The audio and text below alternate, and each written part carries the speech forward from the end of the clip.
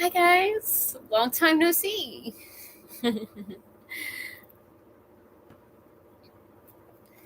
So, yeah, here we are. Happy New Year to everybody. Happy holidays. Thank you all for being so patient because I know that, my absence was over a month.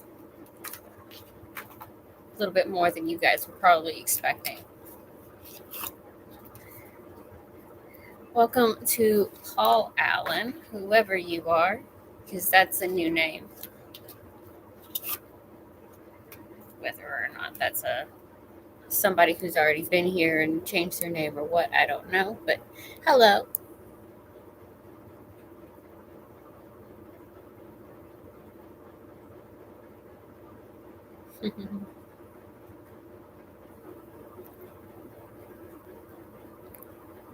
Well, thank you. Thank you, guys.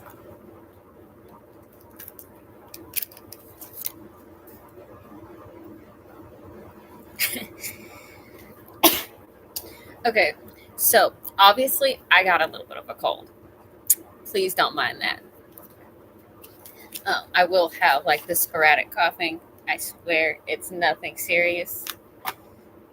I know you guys like tried to throw a fit about it before, like way ages ago. Hi, Margaret. Hi, Prachi. Hi, Shirley. Hi, everybody. But oh, you guys are so sweet. Happy New Year. I am so glad to be back and able to see you guys. Well, talk to you guys. Because I obviously don't see you, but. Hi, CGH. Thank you.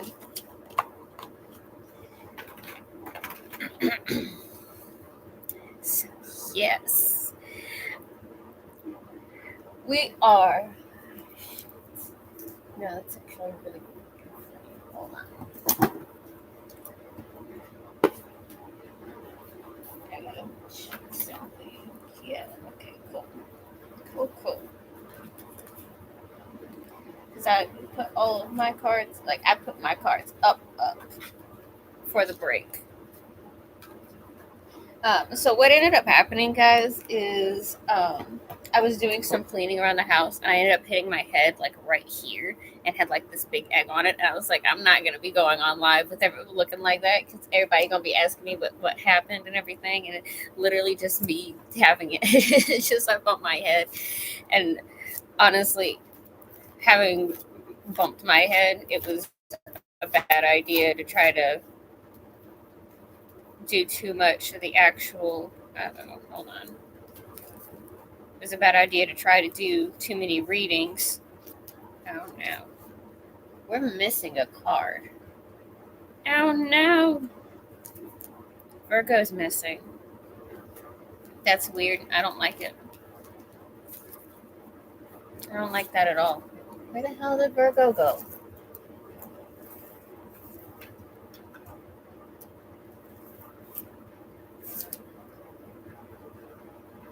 And see, I did a full like reorganize and everything, and I didn't come across it out. So that makes me even more curious where it possibly could have gone.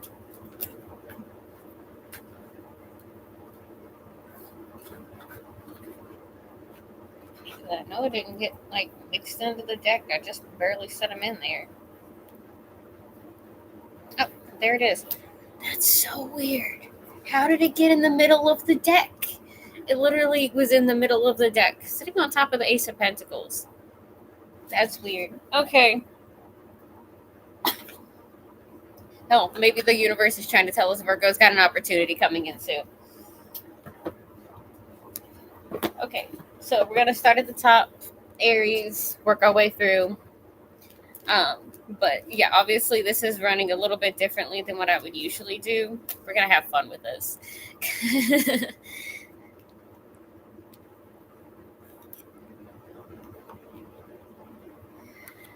Okay.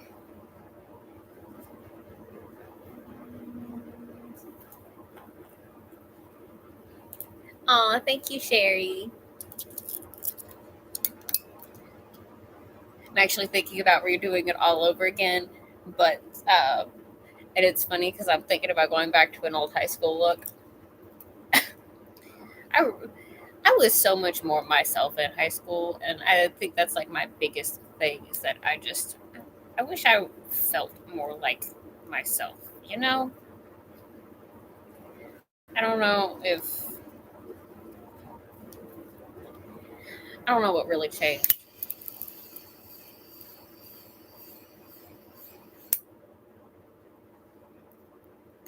Aw, thank you, Reno Boo. Kind of look like Taylor Swift. I love Taylor Swift. She was actually one of the artists that I listened to a lot when I was in middle school. And also like beginning of high school, but then I got into like the emo, goth, and heavy metal music, so a little bit of a change there. Hi, Mahendra. All right, so we're gonna okay. So we're gonna do. I'm basically just gonna do a quick reading for everybody. We're gonna get a general. We're gonna use these for general energy for like collective. So let's see what kind of stuff we have to look forward to this year in 2024. What is going to be happening? What are we looking for? What are we expecting to happen in 2024? Or any advice we could use for 2024? Ha! And I said advice, and here we go. Be as gentle with yourself as you would with your friend. So make sure you're practicing self-care, and make sure that, if you wouldn't beat your friend up over something, like if you would tell your friend, cut yourself some slack because of something that they did, if you do the same thing, make sure you cut yourself some slack too. Don't beat yourself up over anything.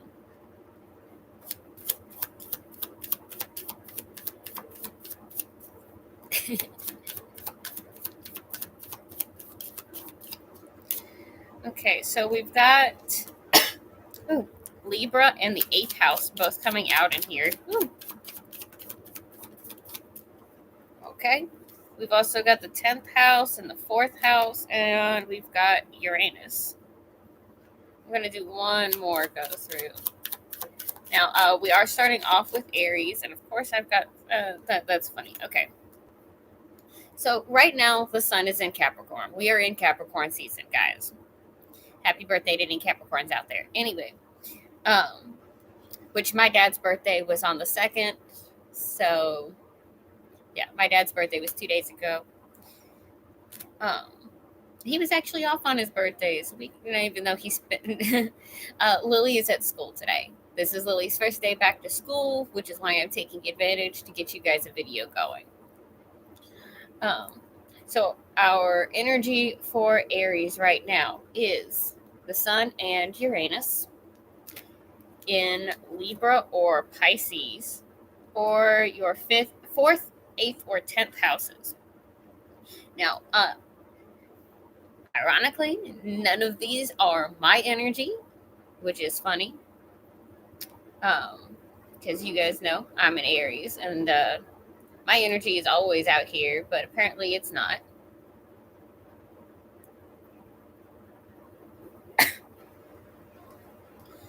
So, all right. Now, that doesn't, however, that being said, the sun and Uranus are both influencing energies right now. Sun is in Capricorn. I believe Uranus is in Aries? Pisces? Might be Pisces, actually. Hi, Brittany. Thank you. So we're going to do an area of life card real quick for Aries. Oh, that was quick. Oh, okay. So we got poverty in reverse, and then we have official person. So, maybe, honestly, Aries, you might be finding somebody of significance in your life here soon. That could be what this year is, that you stop lacking somebody who's meant to be very important in your life.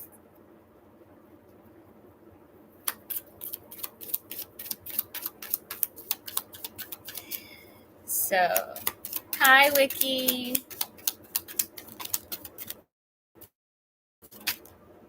Oh, okay. So Aries energy got okay. So there does seem to be some stagnant energy. So you might not be feeling like things are moving as quickly as you want them to be, Aries, which is totally normal because we Aries are in fact very impatient people. We want things to happen and we want them to happen now. Even though it might make things difficult. I am seeing the blocked Knight of Cups. So like I said, there might be something here that might be getting this official person come in, but it's going to take some time. There does seem to be something here. We've got the Queen of Pentacles coming out as well. We've also got the Empress coming out, guys. So this is definitely a strong, your significant other energy. I'm going to get a quick card on the Four of Pentacles. Stagnant energy is very frustrating for an Aries.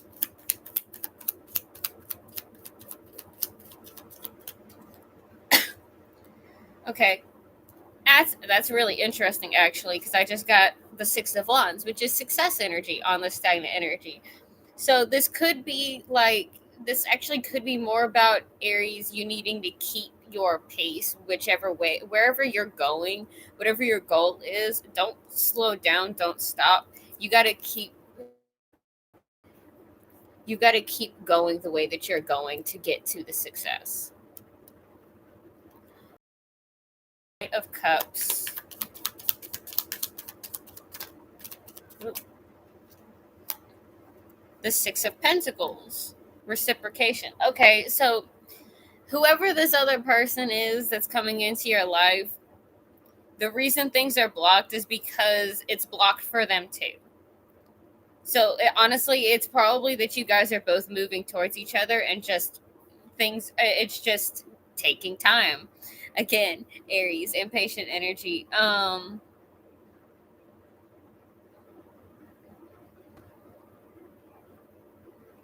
Ooh.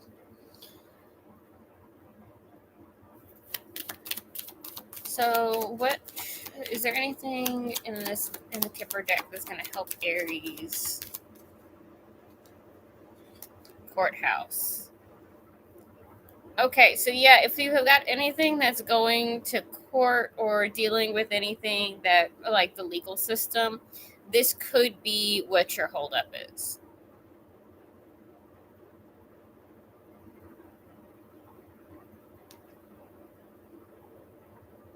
Okay. So we move on. Ooh.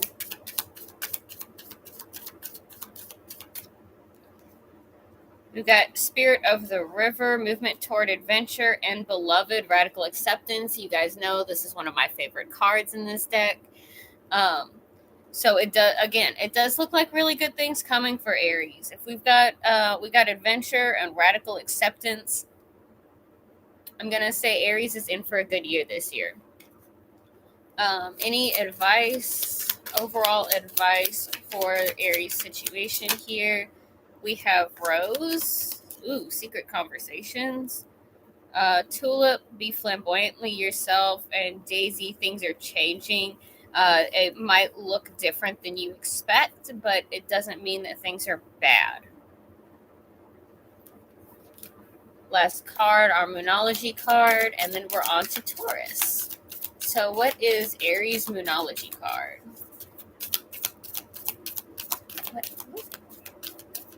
It's time to release negativity. Full moon in Scorpio.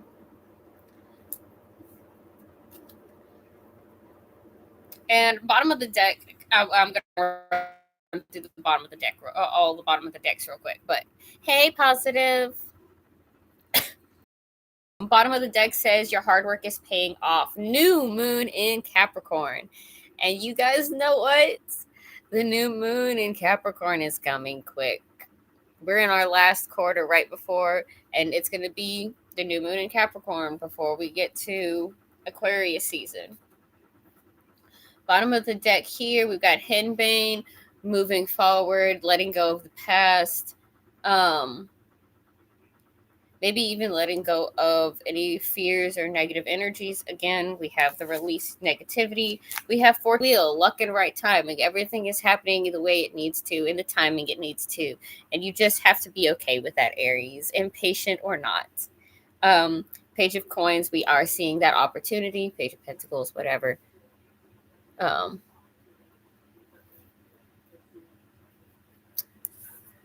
Okay, CJH. So you're a Gemini rising. That's really interesting. Bottom of the deck here, we have Temperance, Energy Exchange. Bottom of this, bad health. Laughing at that just because of the fact that I've got this cough going on. But we have bad health, energy exchange, opportunity, luck and right timing, letting go of the past, moving blindly forward, and releasing negativity because hard work is paying off. So don't hold yourself down with any worries about what's going to happen. Everything's going to be okay. Oh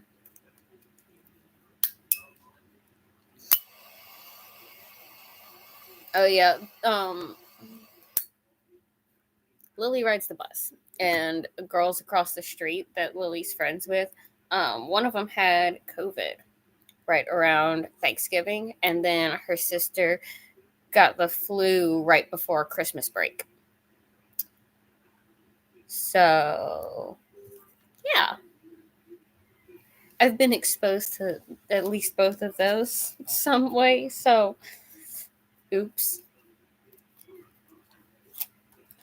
All right, so that wraps up Aries. We're going to go ahead and move on to Taurus and find out what Taurus's new year has in store for them.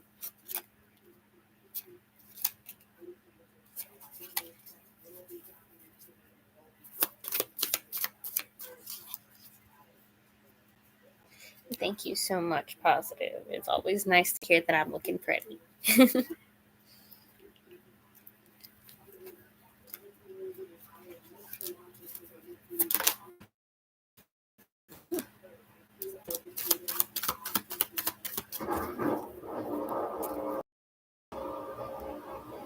Let's see. Full moon in Scorpio is going to be in Taurus season.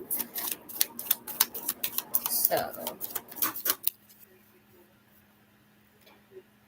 end of April, beginning of May is also something that might could be a significant point of time for Aries, as well as this new moon that's coming, based off of what I got just now.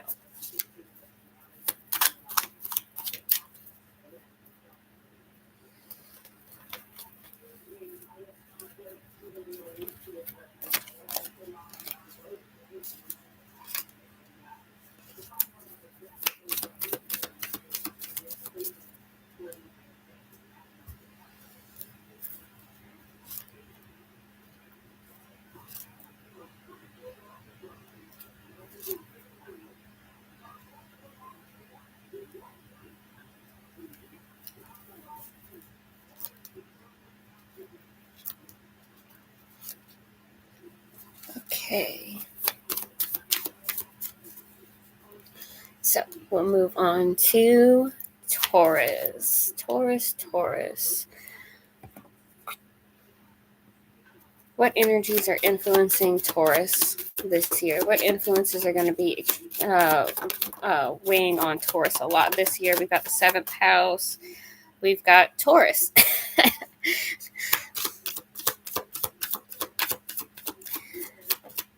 We've got Venus. Oh, God. Damn it. So this is where my energy decides to come out.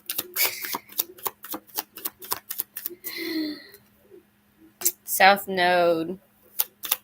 Any other energies? Okay, if you're... Good gracious. We got South Node and North Node coming out. We've got Venus. We got Pluto. So North Node, South Node, Venus, Pluto, Taurus, Aquarius, 6th and 7th houses. So your health and your one-on-one relationships are going to be big, especially if your Venus is in Taurus. And I'm feeling personally attacked there. Anyway, whew. All right. Area of life that's going to be most influenced for Taurus this year. What area of life is going to be most influenced for Taurus this year? We have occupation. So TWC, yes, it looks like you very well could be getting a job this year.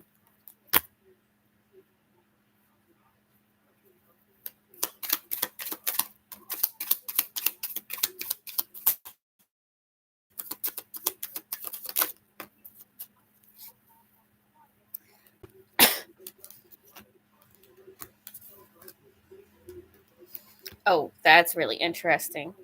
Okay. So the Empress came out in the Aries reading, and the Emperor came out in the Taurus reading. And that's really funny because the Empress is a general Taurus energy, and the Emperor is general Aries energy. But divine masculine, divine feminine, you could be having your other part come in this year as well. Or this could be just you stepping into your power if you are a masculine energy yourself. This could be you stepping into your power in a situation. I am seeing wish fulfillment. I'm also seeing tower. And I'm seeing temperance in reverse for you, Taurus.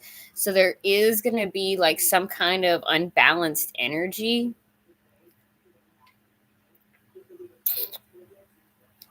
There's going to be some kind of unbalanced energy here.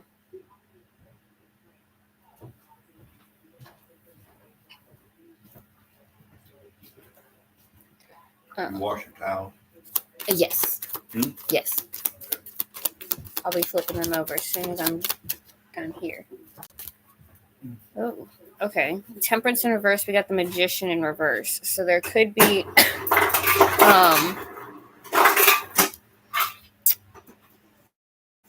there could be some kind of manipulative energy going on here. I would be very aware of that, Taurus.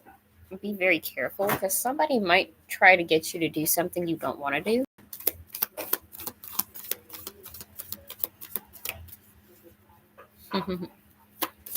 Yeah, I understand that, CJH. Oh, so I just got the star to clarify the star. There is like some kind of major wish fulfillment that's going to be going on here. I want to get a card on the tower for sure. That's the Chariot in reverse.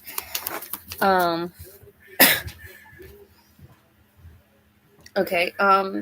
So with the Chariot in reverse. See, when the Chariot is blocked, I see that as like there's not a way forward. But with the Chariot in reverse, it's more like a maybe somebody's trying too hard to control what direction things are going. If you try to control the way things are going, it can usually backfire on you. And please don't forget that if you're cross-watching for any of these signs, that this could be just as much about you as it is about them. Because if you're cross-watching for somebody, you feel like if you have a significant part in somebody's life, your energy can influence their energy. Misa, do not come over here stepping on all my cards. Okay.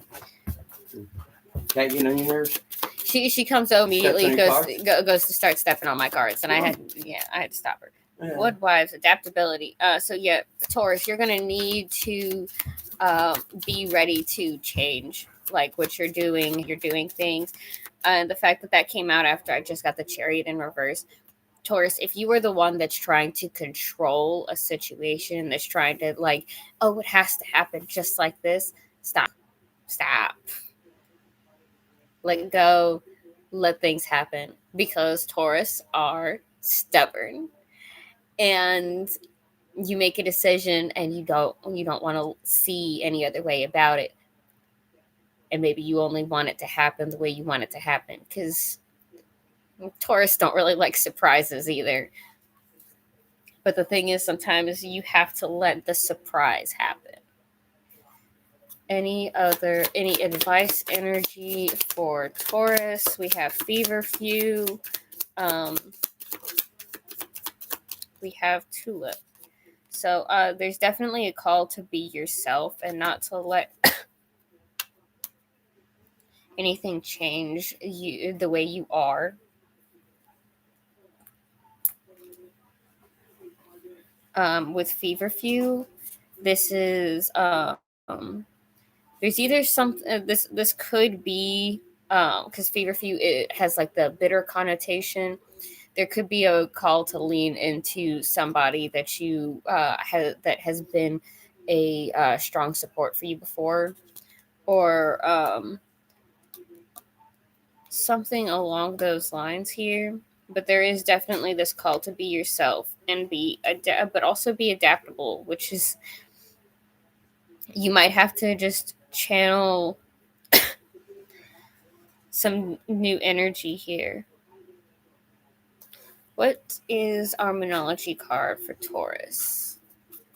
What is our Moonology card for Taurus? Oh boy, we got two of them. Look at the bigger picture. Full moon in Sagittarius. That happens in Gemini season. Don't let pride get in your way. Full moon in Leo. And that happens in Aquarius season, which we're less than a month from. So when the full moon happens, beginning of February, I think, is when the full moon is. No, because it'll only be a couple weeks from, like 3 weeks away. So right here at the right after Aquarius season starts is where we're going to have the full moon in Leo. So it could be a very significant time. Full moon in Sagittarius, again, that's Gemini season. That's going to be late May, early June. Bottom of this deck says prosperity lies ahead. New moon in Taurus. And that's right in between the full moon in Aquarius, the full moon in Leo, and the full moon in Sagittarius. So that's the next few months are going to be really big for you, Taurus. The next few months are going to be very big for you. Bottom of the deck here, we've got Henbane again. That's kind of funny. So blindly moving forward, we have many masks, the authentic self. So make sure that you are, again, being yourself. This is a big call for Taurus to be themselves.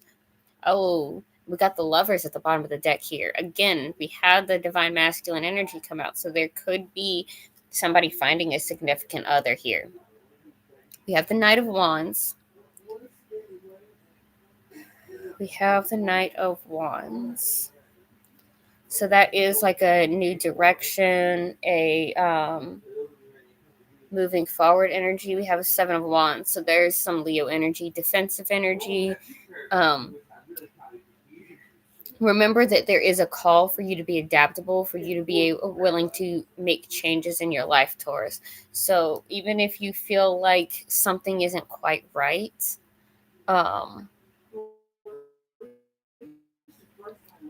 there might be a different way to go about it than the way they're trying to.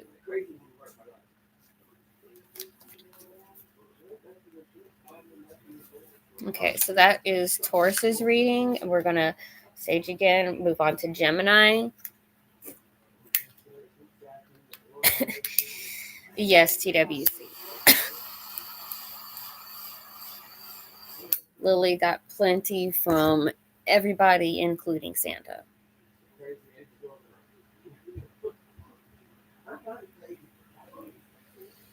You're welcome, TWC.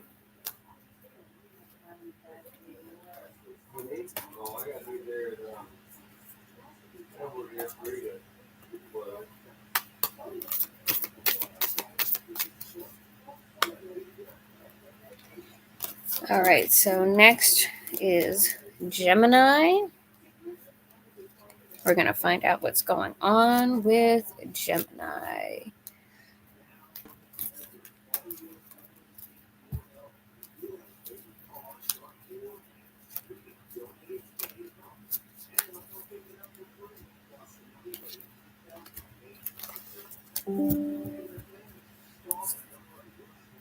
And of course, remember our lunar oracle card, our general energy for this year is be as gentle with yourself as you would with your friend.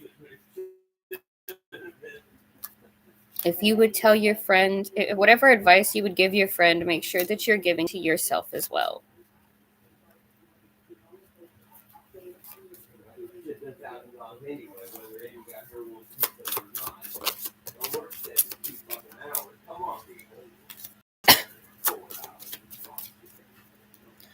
All right, so Gemini.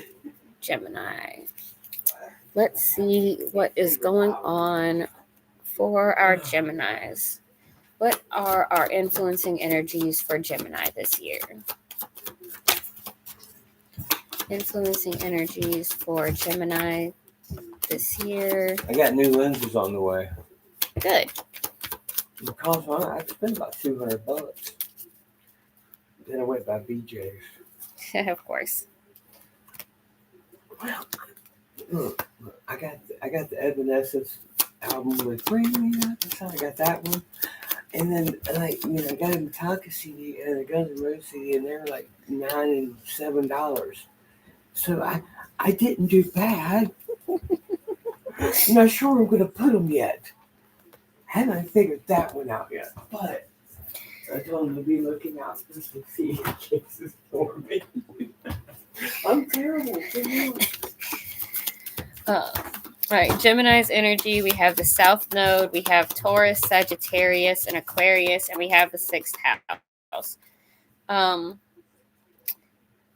the area of life, we have child and thoughts. So there could, Gemini, be some kind of, you could start either talking about having children or thinking about having children. Or this could be like your thoughts start going back to your past and like things that happened to you as a child, and you might be dealing with that because we do have 6th house, which is health, coming out here.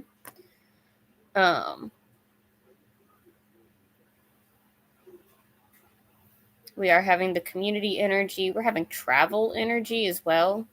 So maybe, and again, we have the South Node out here too. So this could definitely be like, Gemini, you might be dealing with a lot of past issues this year. I know that does not sound fun, but it's a good heads up for you. You might be pulling up some childhood trauma or something this year, but you're going to be dealing with things this year. Ooh. All right. Ooh, that's funny. We got the Emperor. We got the Star. We have the Ace of Cups. Ooh, and then we have a blocked Ace of Swords. So there could be some kind of confusion going on. Honestly, if we have the Emperor and the Star coming out here, as well as the Ace of Cups, honestly, you could be. I don't want to ruin this for anybody, but there could be like a serious like game changing, like somebody could ask you to marry them. Somebody could be like your significant other could come in and be like, and maybe you just meet them and you guys start dating. That could be why we have the Ace of Swords blocked here, because there's not clarity. There's going to be some kind of muddled energy here, and it could be because of this past energy you're going to have to deal with this year.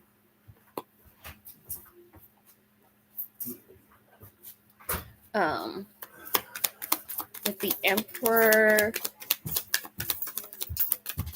we have Death in reverse. So there could be like a delay, or something hasn't changed about something or somebody. With the Star,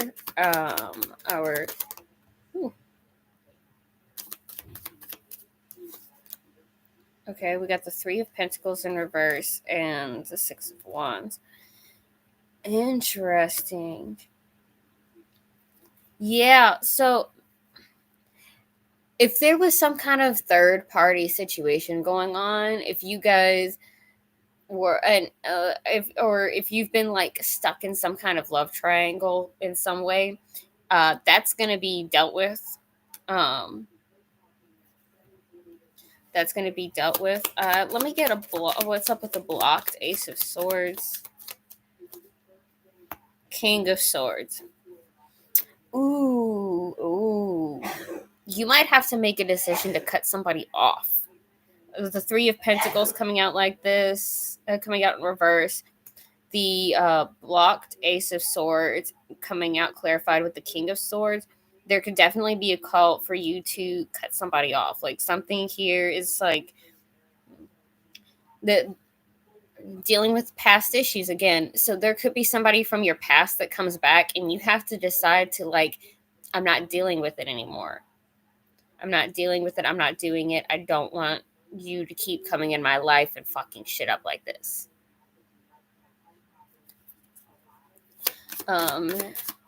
Any general energy from the shaman cards that we would find useful? We have Garden of Venus, Rest and Renewal.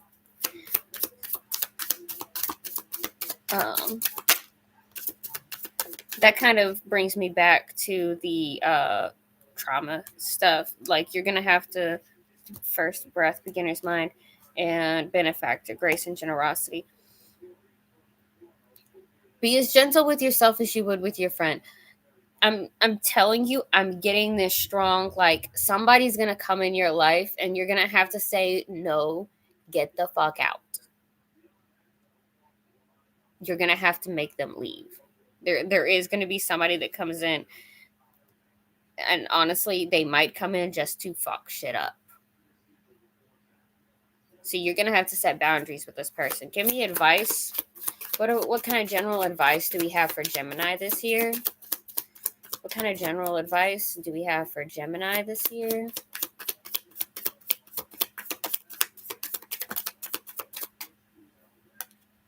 We have mustard, which is small details. Feverfew, there's that bitter energy again. Chamomile goes hand in hand with the rest and renewal.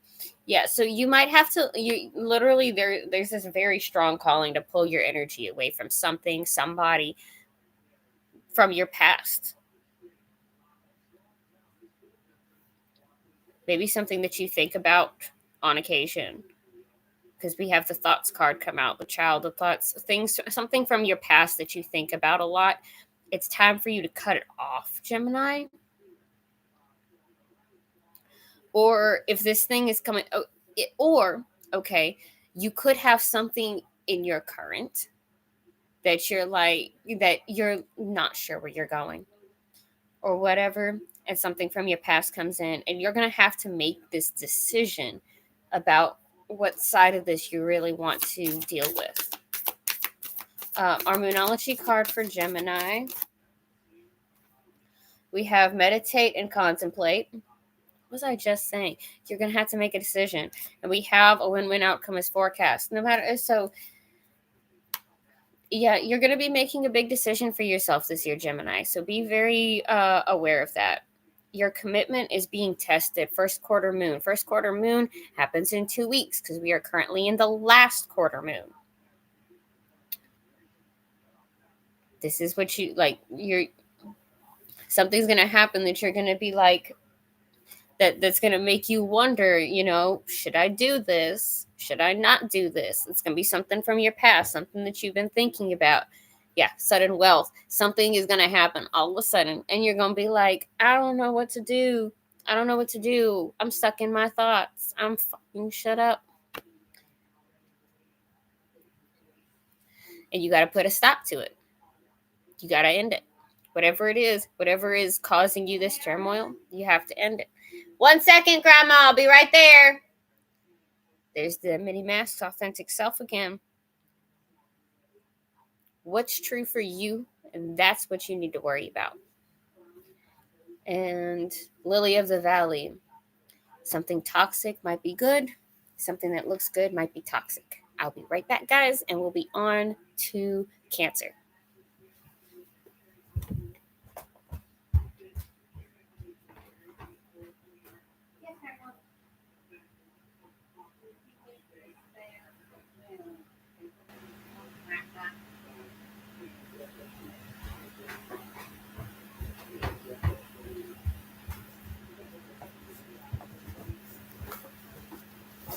Okay, here we go.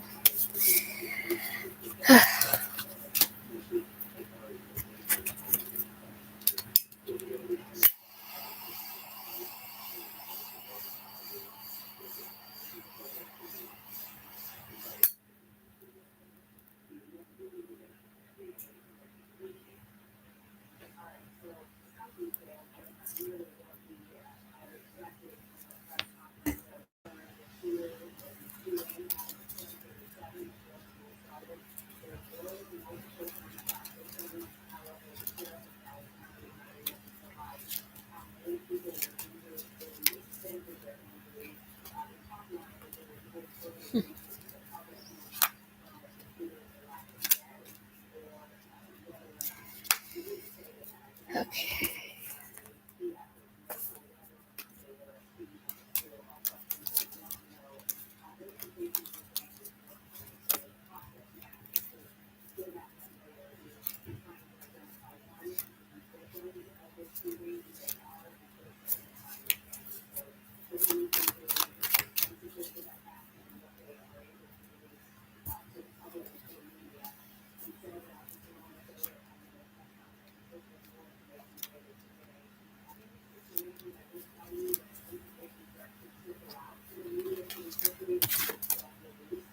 So much fun doing these back to back like this. Speaking of, since I'm here and dealing with this, guys, I'm probably going to start doing. I'm probably not going to be doing readings every day. I'm going to start doing probably something like this, where I do all the signs together once a week. And I might do another video, maybe do something that's like specifically love instead of general. We're on to Cancer now, by the way. Ugh, I hate to fucking cough. All right, we've got 10th house coming out. We got Taurus coming out. We've got Aquarius coming out. Influences for Cancer. Influences for Cancer this year. Oh boy. I will still do. I obviously, I'm still going to do personals if anybody wants to do a paid reading outside of hours. Outside of when I'm on here. However, I will do I will take time at certain points to answer like a few like questions for you guys. We're gonna try to keep it toned down and simple, instead of like people asking 4 or 5 questions each person, like having 3 or 4 people ask like 5 questions a piece, and then like everybody else gets like 1 or 2 questions. I want things to. I don't want things to be overwhelming. But I do want to be here and help you guys. I don't want you guys to feel like I'm just. No, I don't want you to guys to feel like I'm not here for you, because I am here for you. That's why I'm doing these readings. So Cancer, we've got the North Node and Pluto coming out for you. So there's definitely a big moving forward energy, big changes going on here. We've got Taurus, Aquarius, and Pisces. So there's definitely something here regarding finances, community, and maybe endings, depending on what your rising sign is or whatever. Because Pisces doesn't have, because Pisces is also bad health, so maybe there is a possibility of you getting sick this year, especially since I have the 6th house come out, which is health. Positive, we are on Cancer right now. We are currently on Cancer. Here, I'm gonna.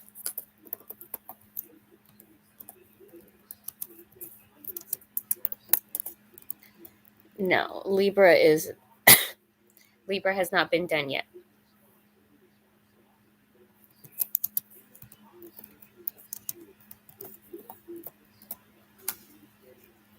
All right, 6th and 10th houses. So there is going to be a career energy. There's definitely some strong work energy. There's also something here about your health, Cancer.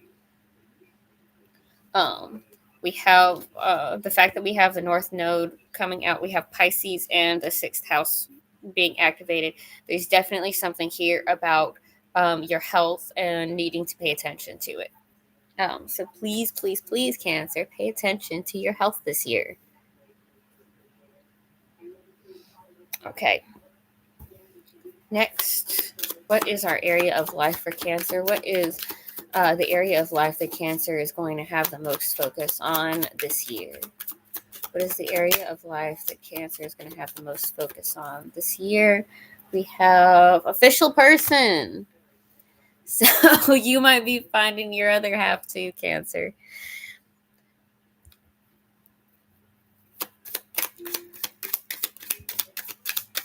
Ooh. 7 of Wands in reverse. There could be like some kind of on the verge of giving up on something energy. We have Judgment. So yeah, there's definitely going to be you making a decision about something, Cancer. Okay, there's the 8 of Pentacles. So there's more career energy. We got the King of Wands. And we got the 5 of Wands in reverse. You, Cancer, you were the first card, first sign to pop out 5 cards for your energy for this year. So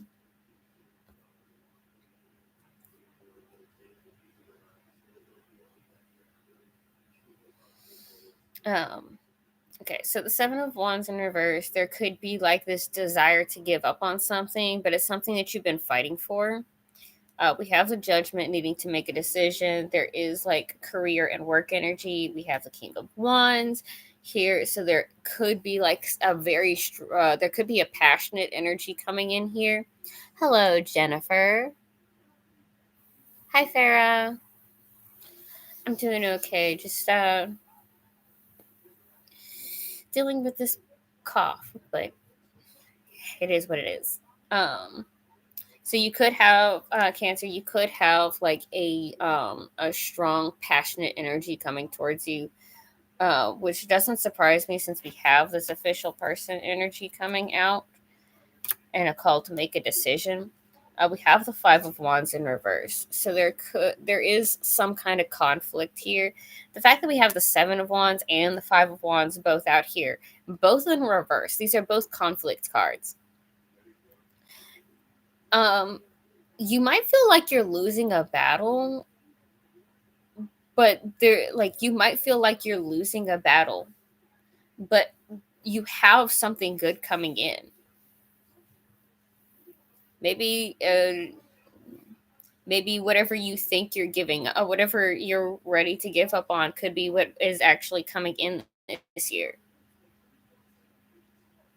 I want a card. I'm gonna get cards on both of the conflict cards, because what is this? What is the 7 of Wands in reverse?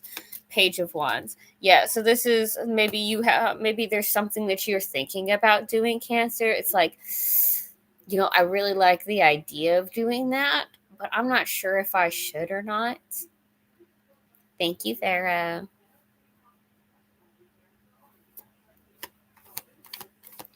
Oof.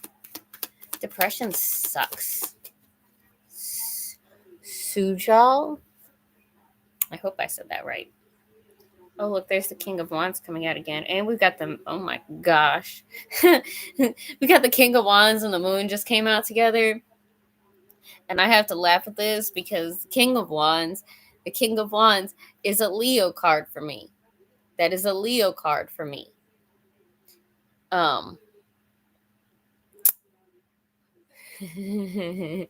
There's gonna be some strong emotions coming in, guys. We got passion and emotion. We got like Cancer, you got something coming in that you do like you worried about, but you don't need to be worried about. Like there's something coming for you that's gonna make it's gonna like it's gonna make your life better from the looks of it.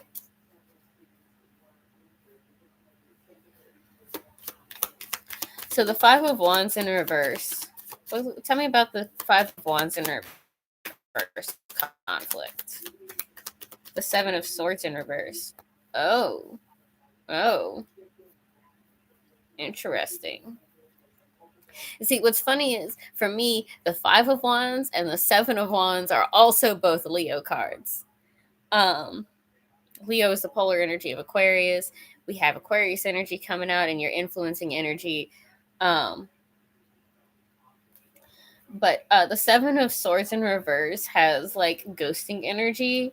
So, like, honestly, there could be somebody or something that you're pulling away from, which leads back into the should I give up or should I keep going with something? But, like, there's something really good going on here it's all coming to fruition.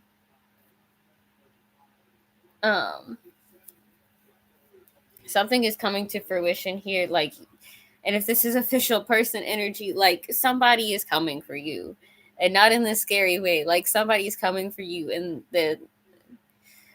I'm gonna run through the bottoms of these decks real quick. We have Judication. There we go, with more Judgment energy, making a decision. You have to make a decision here. Hell, you know what? Let's find out what the Judgment card is. Give me something on the Judgment card. Give me something on the Judgment card. Main male. Yeah. So this is definitely like if you are a guy, Cancer, this could mean that you're making a decision. If you are a feminine Cancer, then this could or you're into guys, because whatever, you could be making a decision about your man, who your man's going to be. We have death, transformation, things are changing, and I'm telling you, like, there's something here that you were like, I'm not sure about, but like the change is coming. The change is coming.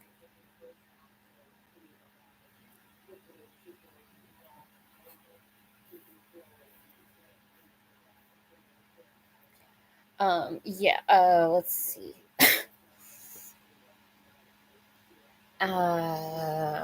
Probably in about an hour.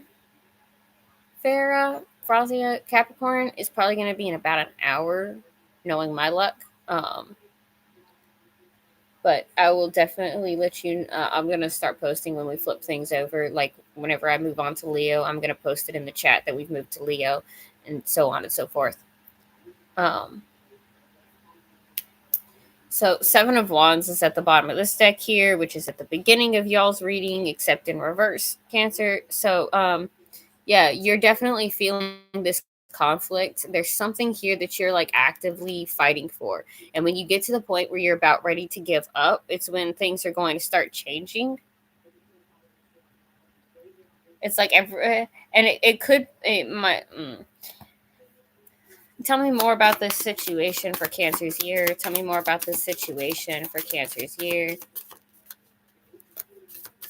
Yeah, we've got Herald of Change. We have the Horseman, Herald of Change.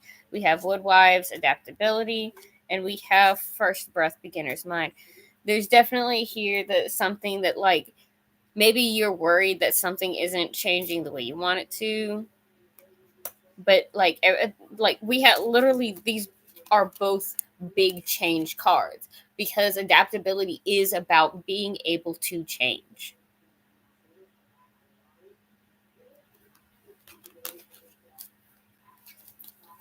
And again, first breath, beginner's mind. So like there's going to be something that you're going to be starting new here. Bottom of the deck says beloved, radical acceptance. Where did that come out earlier again? The Aries reading. Hi, Anita. We are running through all of the signs right now. But depending on what time we wrap things up, otherwise, I will try to squeeze some readings in because I gotta make it to the bus stop to pick my daughter up in a few hours. So I'm trying to. This is kind of a feeling things out first day thing. We're gonna see what we got going on.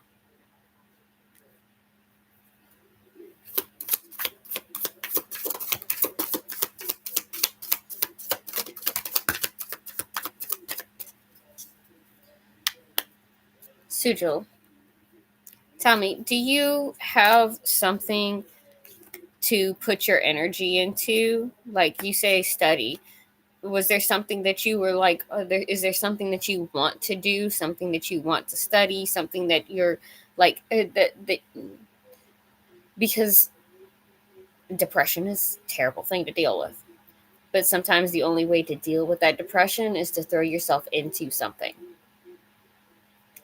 And like every time you start having one of those thoughts, like, I just can't handle something anymore, you put your energy into, and I mean, you probably need to have a few different things, because if you throw yourself in the same thing every time, it might cause a stagnant energy. So that's just something to be aware of. Okay. For Cancer here, we have mushroom, blackthorn, and mandrake.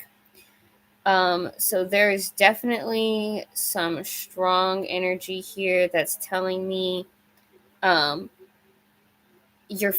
might be feeling really burnt out about something. You might need to take some time to lean into people, because blackthorn is a card of warning. This is a warning that like if you're not on your feet, if you're not prepared, then something is going to throw you all the way off. Like you're going to lose your footing, you're going to fall. And if you're burnt out,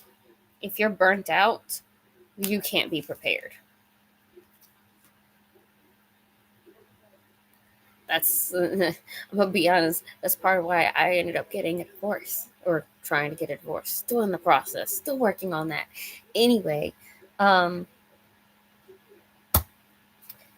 because you cannot deal with the bad shit in life if you're burnt out and stressed out over things that you shouldn't have to be burnt out, stressed out, or dealing with for real. Because if you're with somebody who is not willing to bear the weight with you, all you're going to do is end up killing yourself in the process. Mandrake. Mandrake is the last of the seed and sickle cards that came out for Cancer here. This is there is something that is trying to guide you somewhere. Like you need to be listening, because the universe is trying to guide you somewhere. It's bringing something to you. That's what this whole thing is. This year, like something is coming to you, and you are so hung up on, oh, it's not going to happen. Even though I want it to happen, it's not going to happen. That you might be sabotaging it, honestly. Let's get bottom of the shaman deck was the beloved, radical acceptance. Bottom of the seed and sickle deck, we have Pimpernel, which is no matter what you do, you're at a crossroads, but no matter what you choose, you're going to end up at the right place. So don't take it too seriously. But always keep in mind where it is that you're going, because if you don't know where you're going, then the universe can't bring it to you. So what is our Moonology card for Cancer? What is Cancer's Moonology card? We have a new romantic cycle begins. New moon in Libra. A new romantic cycle begins. Bottom of this deck says a new start is coming. New moon. 2 new moon cards. New moon is in a week, guys. Cancer, you might have something significant happening in a week. And if it's not in a week, it'll be before the end of the year. Or maybe there's something that happened in that new moon eclipse in Libra that happened last year. Was there something significant going on that maybe you need to be revisiting? Also a possibility. So what's going on? All right, so that rounds out our Cancer reading. We are moving on to Leo.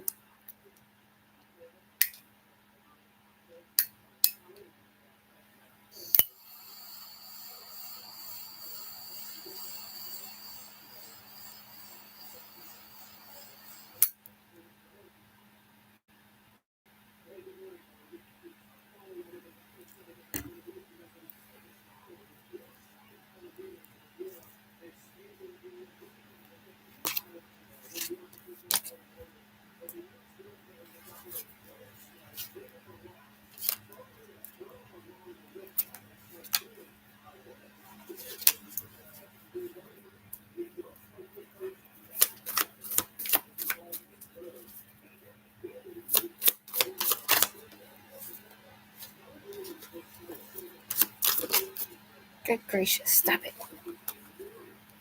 I am not trying to get cards right now. I am trying to shuffle.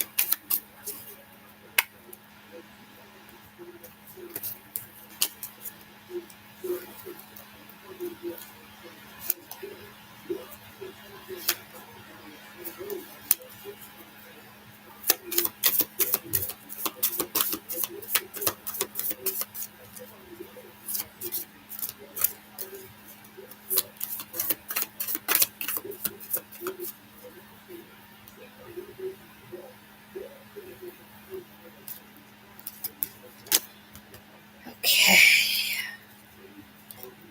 So, seems like it's a big year for everybody so far. Not that that's surprising. Hey, Star Rider.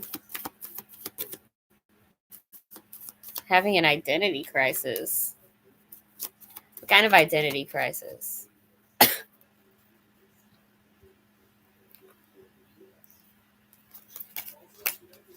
Like, that just raises so many questions for me.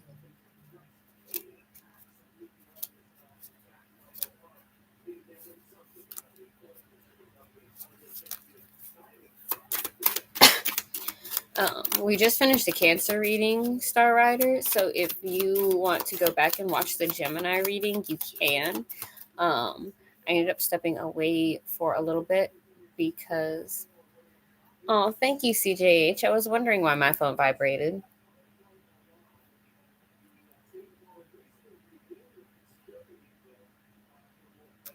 Thank you so much.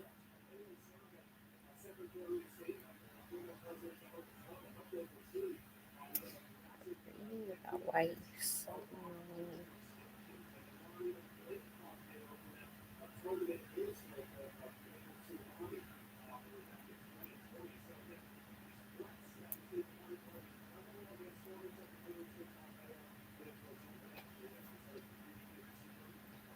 feel hopeful for the future? Hey, I mean,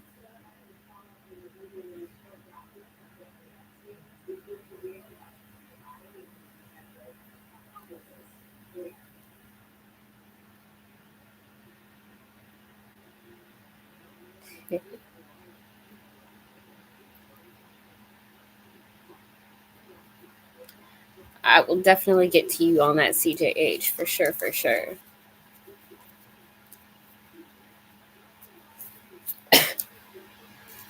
Ugh.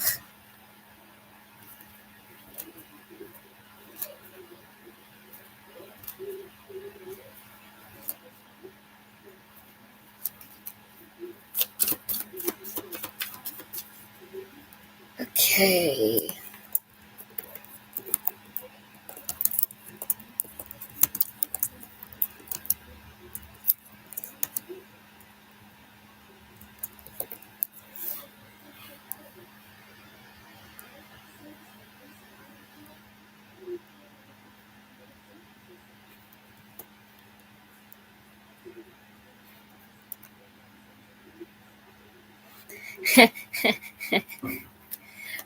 I understand CJH. I really do. The thing is that no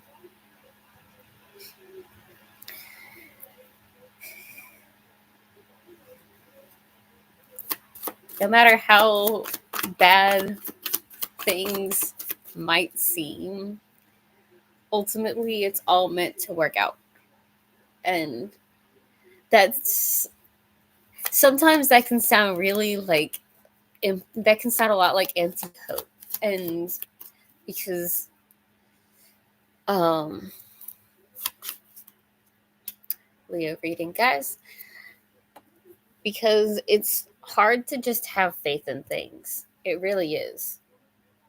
What is our influencing energy for Leo this year? What is our influencing energy for Leo this year? What is going to be influencing Leo's energy the most this year?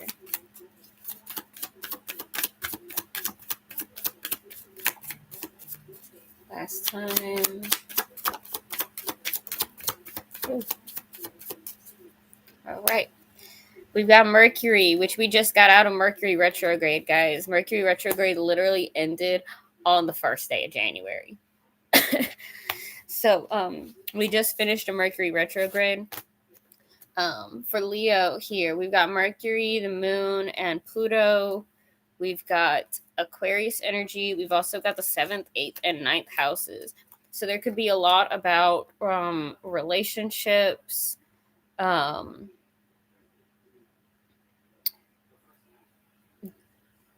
other people's money, or secrets. 8th house is kind of like a gray area of like as an amalgamation of things, and it's really funny. 9th house is travel energy and higher learning. So there could be, and I'm not gonna lie, my energy's out here, Leo, which isn't surprising. I got a Leo moon. It's funny, I didn't. My energy barely showed up in Aries. It's not actively like, but it.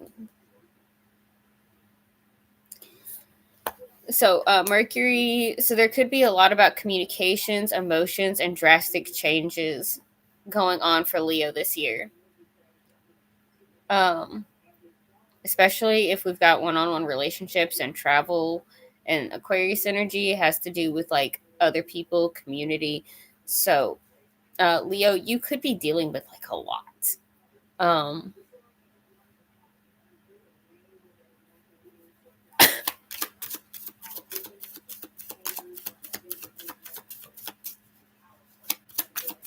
Okay, Leo's area of life. What is Leo's main area of life to focus on this year? Concern, lovers. No. That says expectation and unexpected income, which I think is a really funny combination to come out, but we're going to ignore that. Concern, lovers, and mature woman. I'm going to be real, that just kind of screams some mommy issues to me. Anybody's got any mommy issues to deal with, you might be dealing with that this year. And I'm going to pretend like I'm not personally attacked here. We're going to move on. Tell me about Leo's year this year. Tell me about Leo's year this year. Oh shit, I didn't even notice this. Oh look, there's the first house. The first house also came out. It's over here sitting on top of the seed in sickle deck. That's funny. House of identity. Surely this reading might be for you. Leo rising, first house. Rising signs are really influential for your energy anyway, so you should always watch your sun, moon, rising, and Venus placements when you're watching these. And if you're cross watching for anybody, if you know those placements for them, watch them too. Moving on.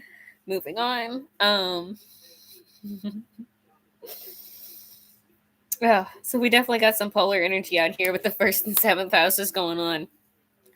We do have the devil coming out. We've got the 9 of Cups, which is wish fulfillment. Anything else?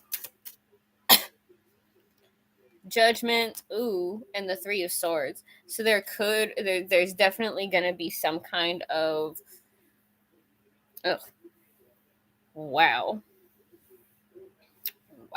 Okay, so we've got the devil, we've got the 9 of Cups, we've got Judgment, and we've got the 3 of Swords.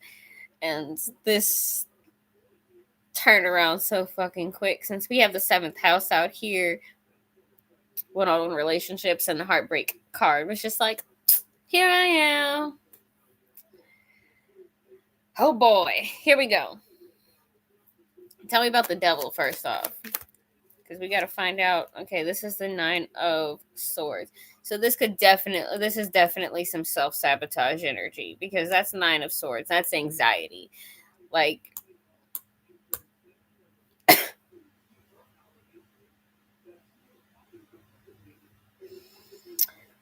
oh my goodness. Leo, if there's something that you've been anxious about, you need to drop it. Like, you need to drop it like a hot potato. Block 8 of Cups. Okay, so there's some kind of inability to move forward. Something might be blocking you from escaping a situation or moving away from a situation. We have the Judgment card.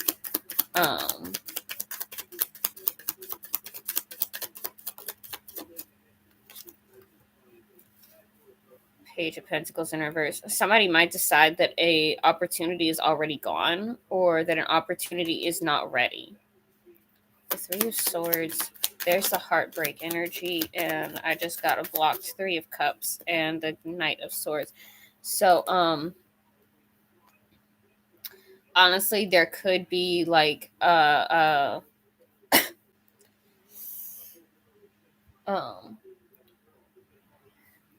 okay, so this is kind of reading like somebody might try to bring up like a third party situation. Maybe like somebody might be like, hey, do you want to have a threesome or something like that? And somebody, it's either like a quick, like somebody's like, because this is like fast decision or something like coming out of nowhere. It's almost like somebody randomly is like, I wouldn't mind if we did something like that. That's just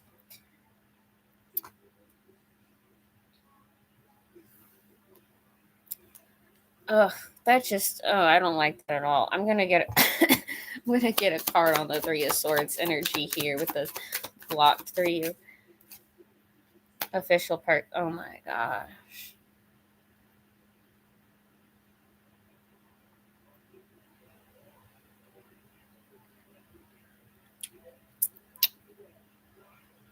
So somebody might hit you. Yeah, somebody might just like hit you with something out of nowhere, and it honestly might feel like you've been betrayed. That could be what the 3 of Swords is. It could feel like a betrayal. Like somebody like says something, and honestly, like it comes out of left field. It's the blocked 3 of Cups. The 3 of Cups is blocked, so it could just be like somebody just like tosses the idea out there to see how you react, even though they don't want it to happen. I don't know. That's really wild.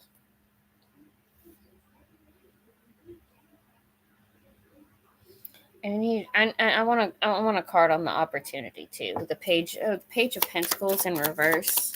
Page of Pentacles in reverse. No, I don't want all these cards. First card, was occupation. We have great fortune, which is blocked. Pathway, child. So there could there could be some kind of something that causes money troubles. Leo, there might be some kind of issue coming, like there might just be some kind of issue with money. That might be something that you need to be aware of this year, Gemini, Leo.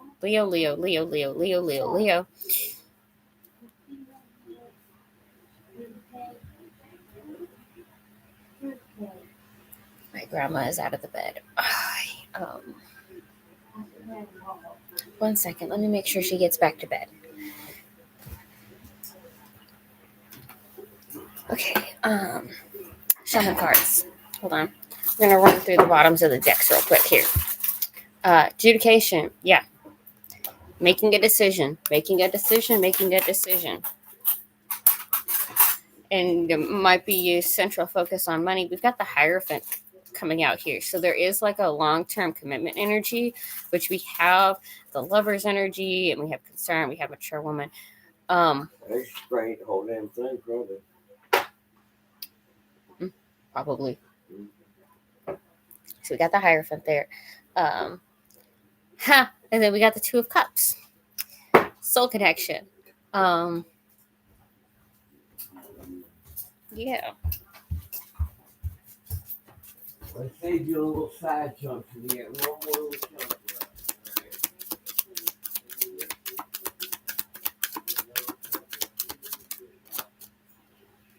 Okay. Vanishing mirror, ego sublimation. It's okay if you are wrong about something. Galactic mushroom, divine matrix. Mindful, group think. And stars in the sky, limitless possibility. So yeah, there's definitely, and the bottom of the deck says empty well, time to replenish. So yeah, there's with the Aquarius energy coming out and the fact that we got the group think card, I definitely think that there's something here that you're gonna have to talk to multiple people about. Hi, Salmon. There might be like a need to like actively invest in listening to somebody about something or going out of your way to ask for people's opinions. We have Dandelion here coming out. So this could be surrender to chaos. Just kind of like letting life take you wherever it takes you. There we go with the tulip again. Be flamboyantly yourself. We got oleander. So like there could be some kind of like sabotage energy going on here. You need to be careful what you do. We got strawberry. So there might be like a change of tact or a change of direction. And we have wisteria. I want to reread what wisteria is, but there we go with the seed at the bottom of the deck, which means new beginnings. Wisteria is nothing that is truly worth achieving can be won alone, and some things are not worth jeopardizing important relationships for.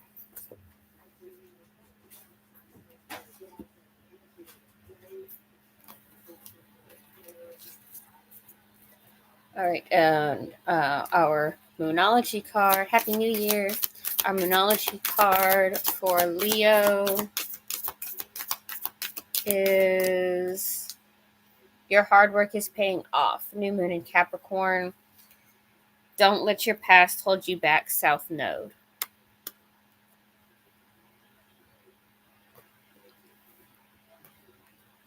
All right, so that is our Leo reading wrapped up now.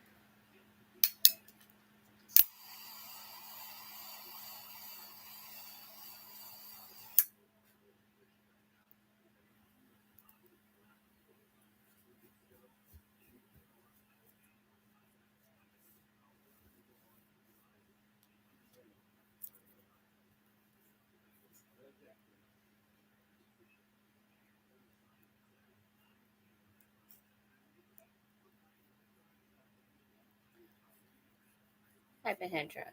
Sujal, I need you to understand that this is the way my readings go. I'm going to be going through all of these signs, and then if I have time, I will do my best to answer as many questions as I can. Donations receive priority, so the first person who will get their question answered is going to be CJH whenever I get there. After that, it'll be Shirley because she was the first one on here, and I think you would be fine after that because not too many people are actually actively asking questions.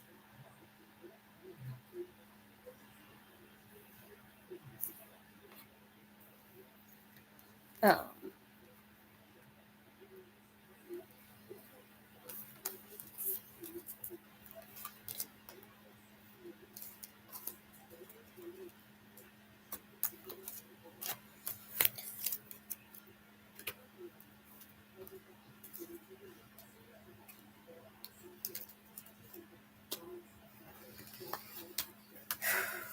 Okay. So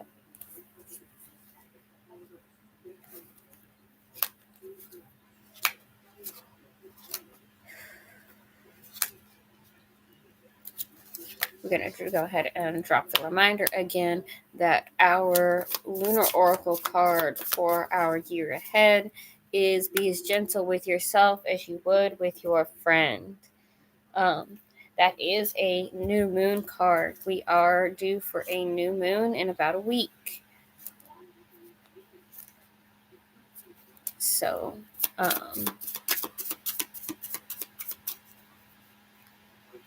be aware and prepared for that, everybody.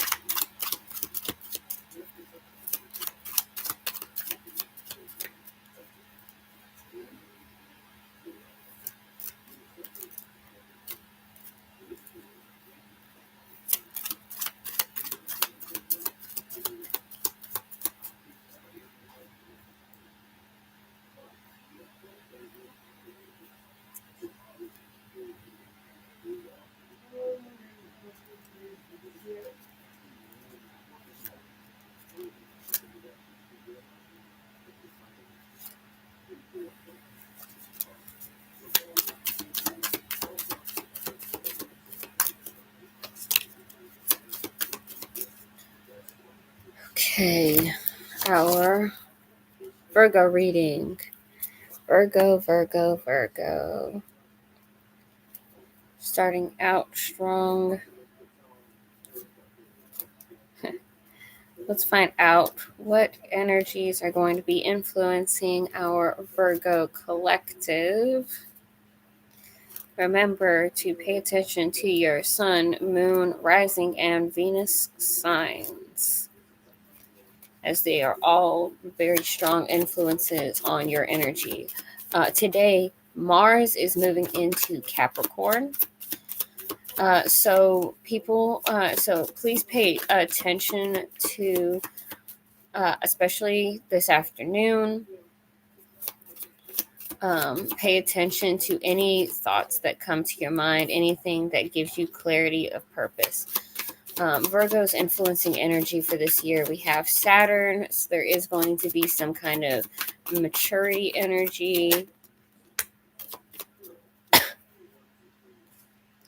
We got Taurus, we got the 4th house and the 9th house. Anything else? Sweet. All right. All right. So Saturn and Mercury, Taurus and Virgo, 4th, 8th, and 9th houses.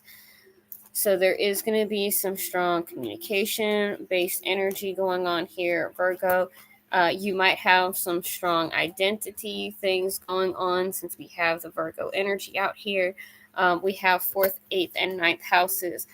So there could be things influencing your family life, secrets, finances, especially if there's like debt or higher learning. So again, debt. If anybody going to college, Virgo, if any of you are going to college, be aware that that could be like what your general energy is. We're gonna find out. What is Virgo's area of life that is going to be influenced the most this year? What is the area of life that is going to be influencing Virgo the most this year? No. I'm not. I can't stand that it's doing this. Privilege, lady, high honor, courtship, family room, main male. Family room was the first one that came out, so they're, like I said, home and family life. With the fact that we got courtship, oh my goodness. Virgos, if anybody talking about getting married this year, that could be you. That could be what you have to. We're gonna try this again. Maybe I can just get one. What is Virgo's area of life that is going to be most influenced this year? What is Virgo's area of life that is going to be most influenced this year?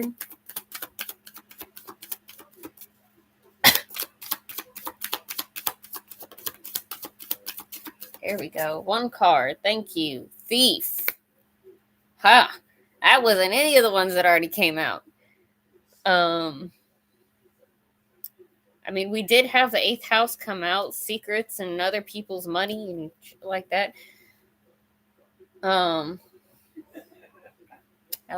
let's see what's going on. What's going on with Virgo?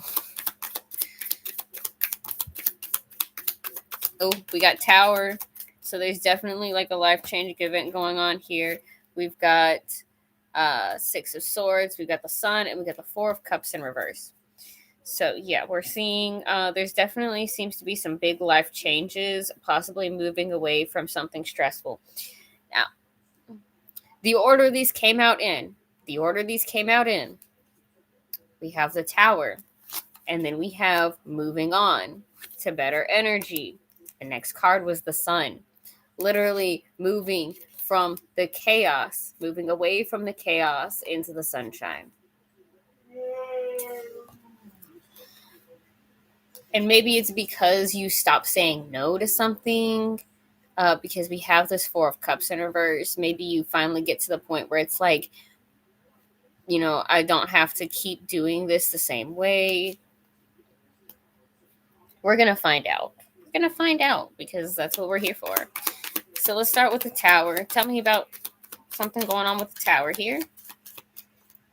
And that says the Empress. Whew. Okay. So, the Empress is generally Taurus energy. We did have Taurus energy come out for you guys. However, she does have like the general Earth energy. So, I mean, this could be you. This could be you going through some big life shit. Or this could be, if you're masculine, this could be your feminine going through some tough shit right now. Hi, Sucharita. Happy New Year. We have the 6 of Swords moving into better energy, the Sun, the happiness, the fulfillment. Yeah, there's some kind of investment here. Like you decided to finally put your energy into something. Oh, King of Wands in reverse.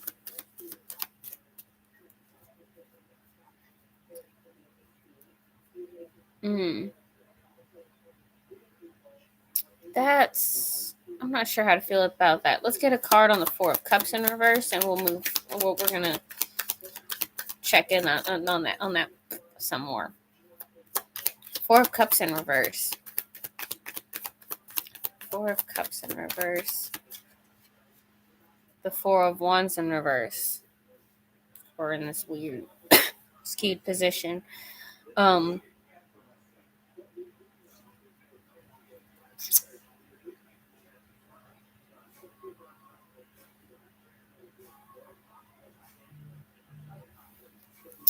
Yeah, Virgo, there's definitely something like big going on here. I'm gonna get I'm gonna get a card on the King of Wands in reverse that came out here. Adjudication. Okay.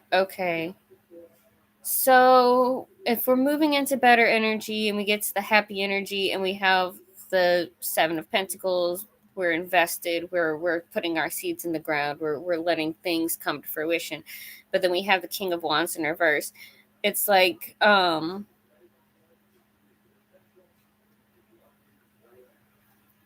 honestly, the Leo energy coming out like this, and the fact that we have adjudication coming out, like the end of Leo season could be really important.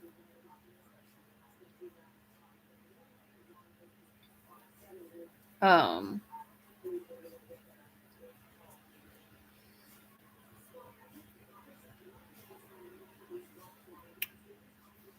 Adjudication is the 30th card. The number 30 could be significant in some way too.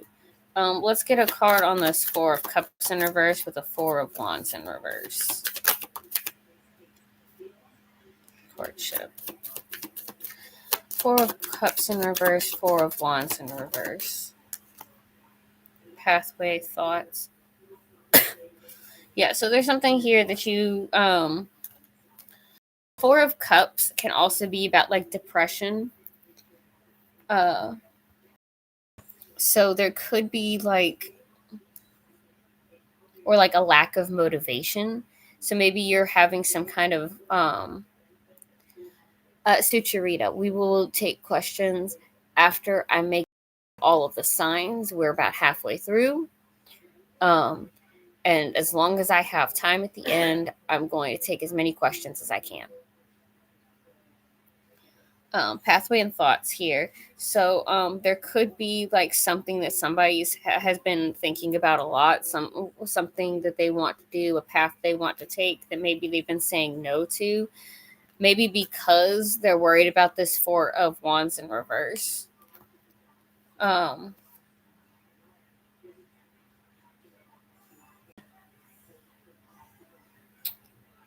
But sorry about that. Okay, bottom of the deck here we have mature man. So there could be something about like you needing to grow up and see something different, see it differently. We have the justice energy here. So there is like some kind of fairness, balancing of the scales, something going on here. We have the Six of Cups. So there is like nostalgic energy as well as the possibility for like a coming back together of something here. This is stuff from the past. There is something from the past that's coming back. So we're gonna move on with the shaman cards. Ask the shamans if there's anything that that Virgo needs to know. We have Magician's Sword, confidence in your magic.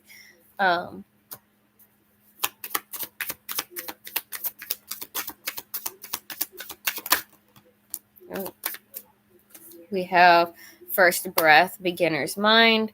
We have Me Talks, repairing the body, mind, and spirit. We have Horned Cactus, resourcefulness. And we have one of my other favorite cards in this deck, Straddling Worlds, wandering between realms.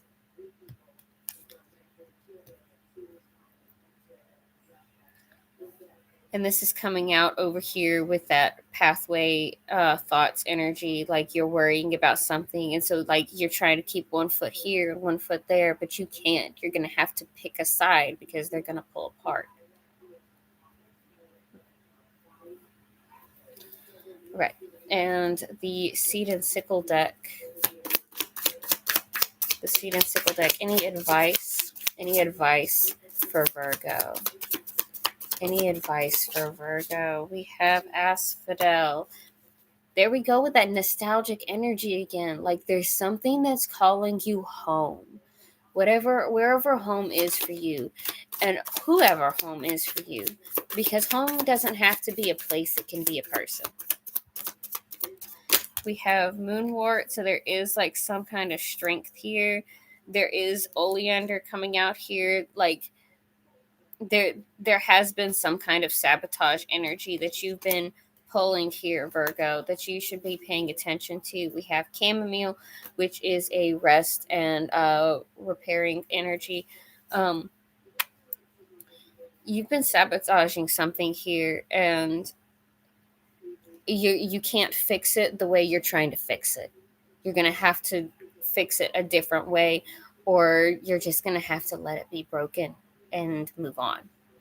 We have Mandrake here at the bottom of the deck, which of course is there is like something guiding you. There is a guiding force here, and you might just have to like let things happen.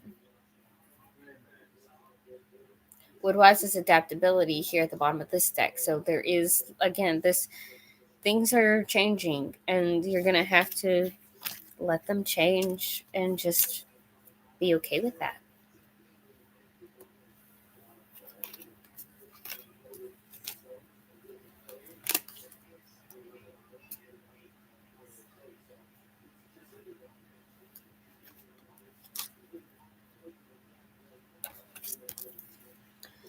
Okay, so that brings us to the end of the Virgo reading, and we're going to move on to Libra next.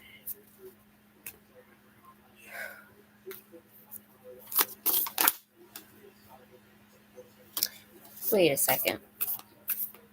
I didn't do the Moonology card, did I? What is Virgo's Moonology card? Excuse you. Don't let your past hold you back. I told you that there is something from the past that's coming back.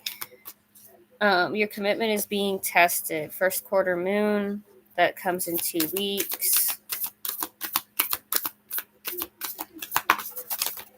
If there's something about your past, like the thing is, okay, when things from the past come back to you, it's usually to test you in some way, test your resolve in what you're doing, or to test how you've healed from something.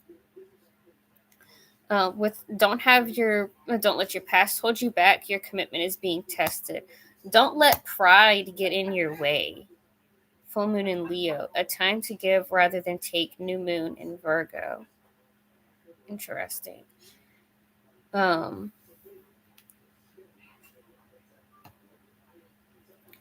That's really interesting, Virgo. You might be being called like something.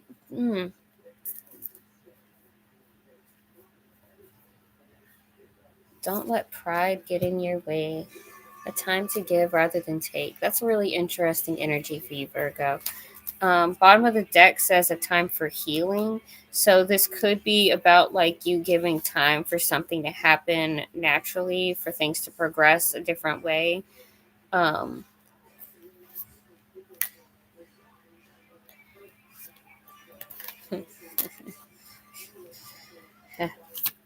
um, so that's Virgo. Um,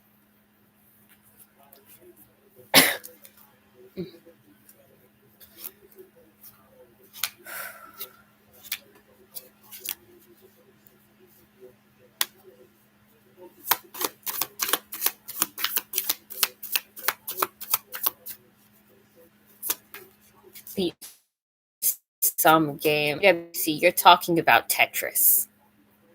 Tetris is one of the best games, damn it. Some game. I'm gonna be honest, TWC, based off of what I got for the Taurus reading, I don't feel like your question is relevant, because it does seem like you are going to be experiencing that change this year for your job, of actually getting a job. But as I mentioned before, I'm not doing questions until the end of the stream if I have time. If I have time.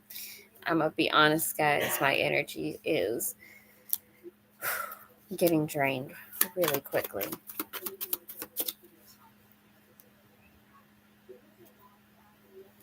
Definitely about to sage and move forward. I will say that I do feel like Virgo energy drains me a lot. Probably because Virgo is my 8th house. And that's like other people, like Virgo is my 8th house. And that means that it influences like other people's money and stuff like that, but also like taboos and secrets and basically like channeling the dark energy. Um,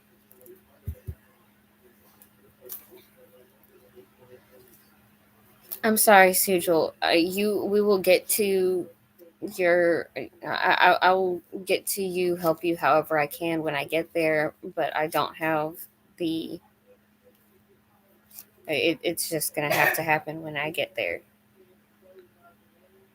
On a whole, as somebody who has lived with depression for over a decade, I'm going to tell you the best thing to do is to do things that make you happy. Take some time and just do something that makes you feel happy, something that you enjoy doing. And it can be really hard to find that whenever you're depressed. But it is like that's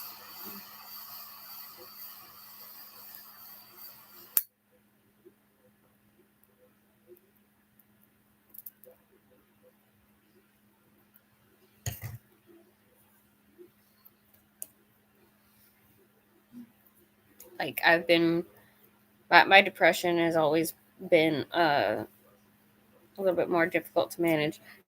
Do go and see like a therapist if you really need to. It doesn't hurt. I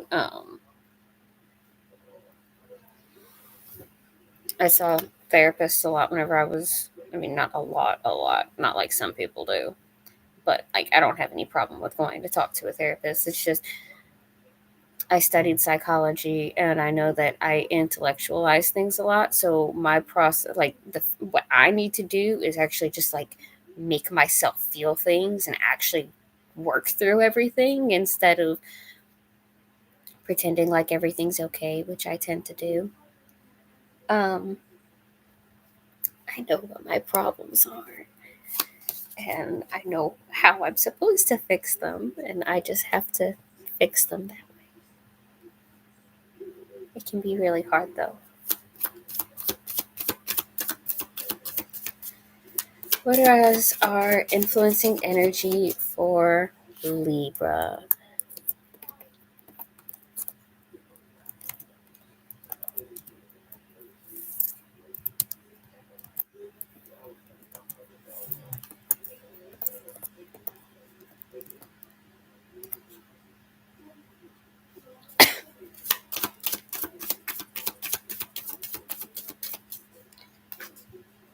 Eighth house. Leo, Virgo, Pisces, Saturn, Venus. Oh boy. Okay. So Libra, Libra, Libra.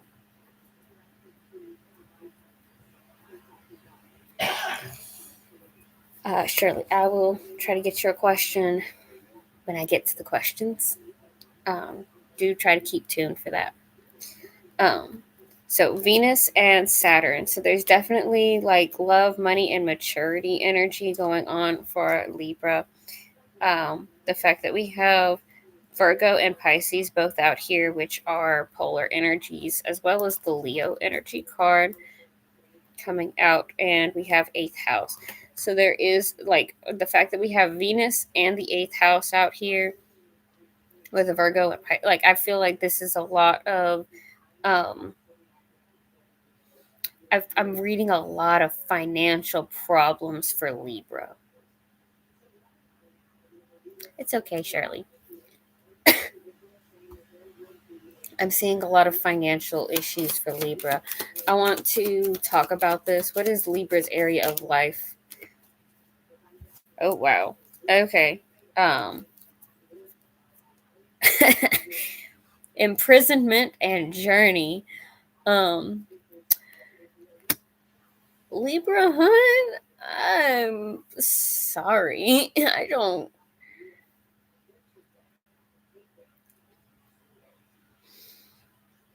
Mm-hmm.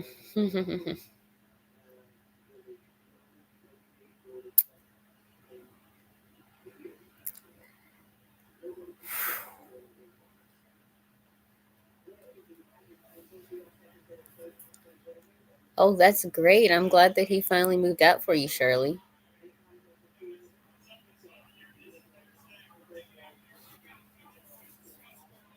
That was a great Christmas present.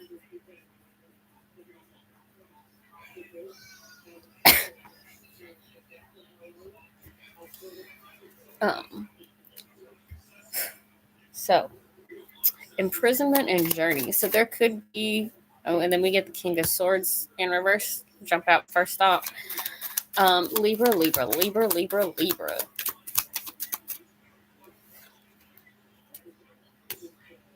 Mm-hmm. Mm-hmm.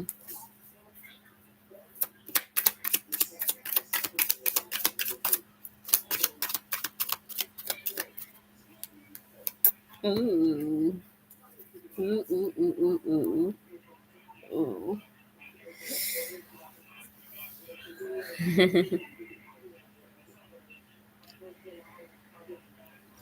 So, Libra, first card out for you, we have the King of Swords in reverse,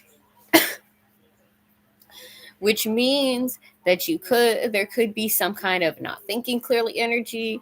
There could be something that is not going to go in your favor. Or there could be the need to cut somebody off and lose contact with somebody completely. With the King of Swords, and we're going to find out some more here about this King of Swords in reverse. Oh, yeah. Okay. 8 of Pentacles and the Chariot. So, strong Virgo Cancer energy here coming out in this cutting off energy. Um,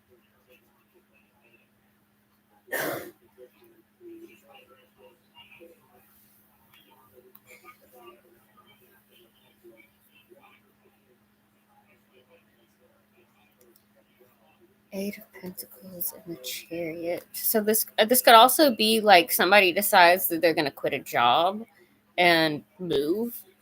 The Chariot is like a physically moving card, and there's something work related going on here.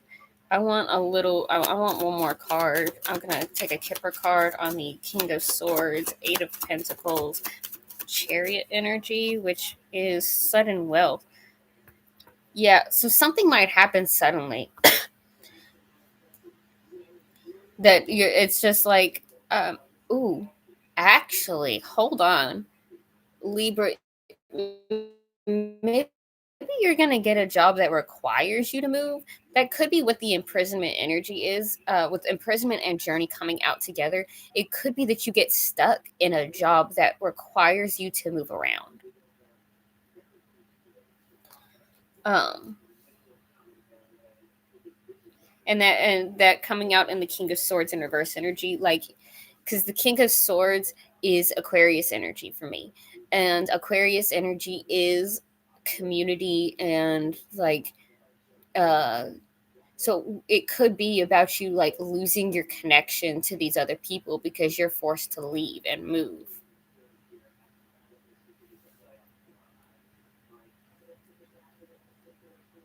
I've got the Four of Wands out here too. So let's talk about the Four of Wands. Um, We got the Six of Pentacles in reverse, and then the Two of Wands. So there is something here that there is going to be like an imbalance.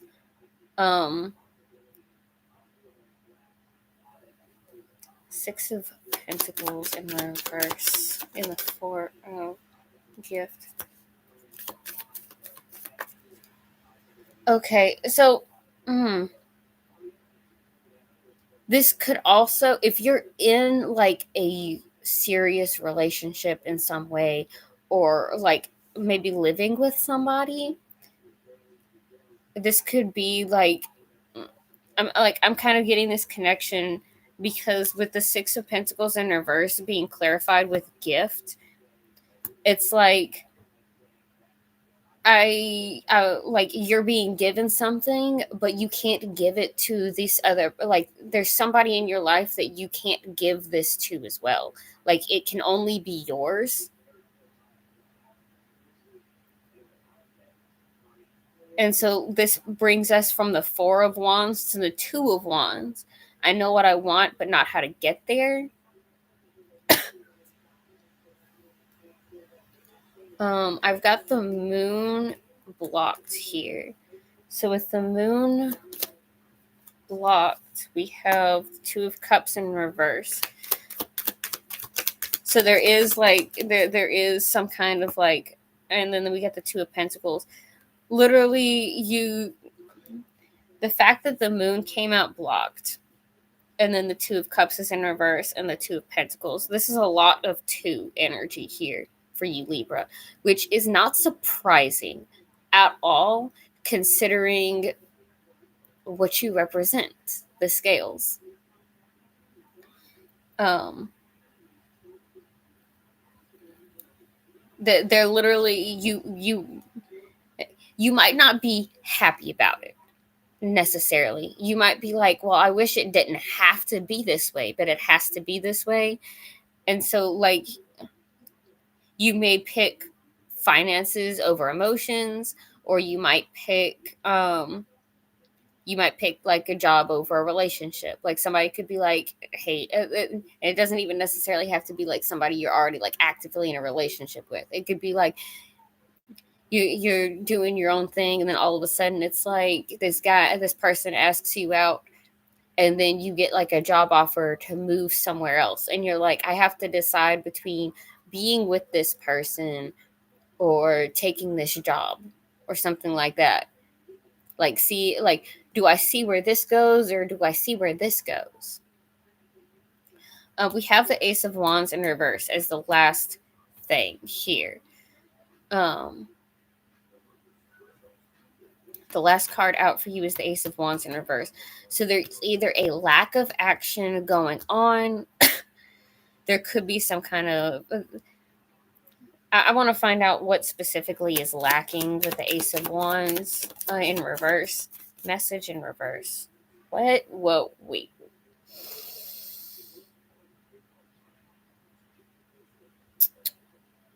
Okay, hold on. I'm going to take at least a card on the Ace of Wands in reverse. Ace of Wands in reverse. Ace of Wands in reverse. We have the Queen of Wands. We have the blocked Wheel of Fortune.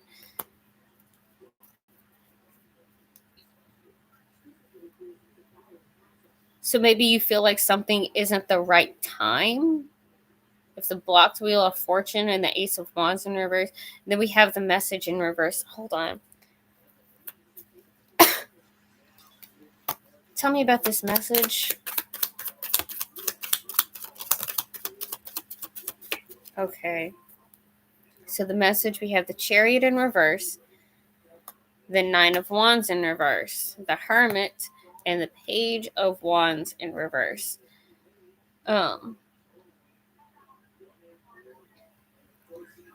So yeah, there's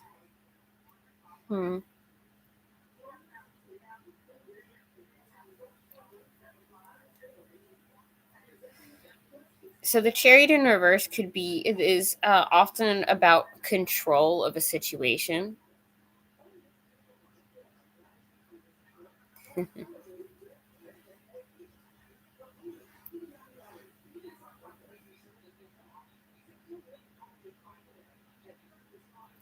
Uh,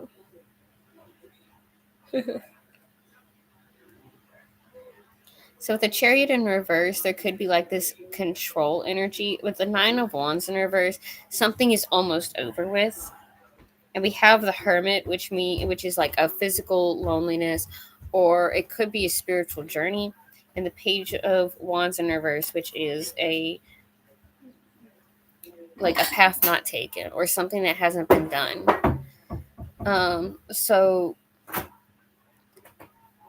the fact that we have this come out like this, I really feel like Libra, this year you're going to get an opportunity to do something that you didn't think that you were ever going to get, or you thought you'd already missed your opportunity for.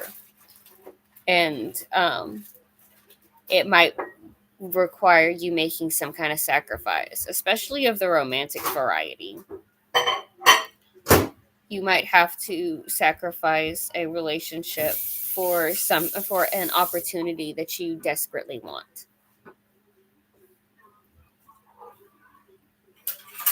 So that is what is in store for Libra. Let me see some shaman cards, the seed and sickle deck, Numerology, and we move on. Shaman deck says jeweled web, connectivity. It's all connected. It's all connected. Detox, repairing the body, mind, and spirit. Horseman, herald of change. Deep diver, diving into a task, gathering around the power community. So I literally had already talked about the fact that you literally might have to cut, there is going to be some kind of powerful energy in community. Everything is connected. Everything is happening the way it should, but things are changing, and you're going to have to put your all into it. Hey, Diamond. How are you? I'm okay.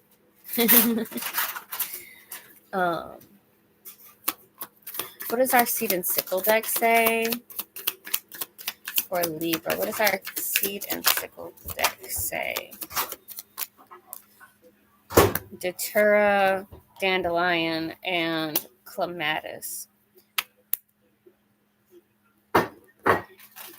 Glad to see you here too. So there's definitely something here about sleep and sickness, because that's one of the weird things about Datura is that it was used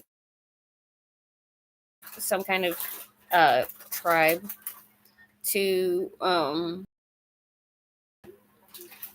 sleep, to dream walk, and people they would look for they would look at the rules of people and figure out who was going to get sick that year and stuff like that.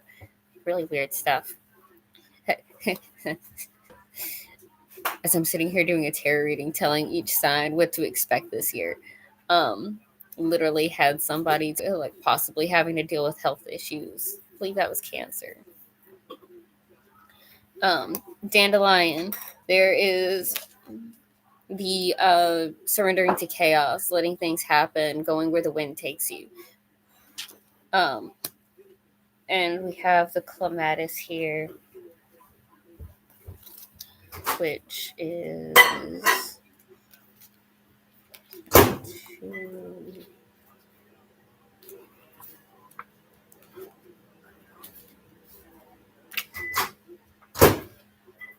this card symbolizes movement and momentum, a push towards the best position that will help you achieve your goal. Yeah, so literally, you're going to get an offer for something to make something happen in your life this year, Libra, and it's going to require sacrifice, but it is meant to put you where you're meant to be. We've got thoughts at the bottom of the deck here. We've got the world, closure.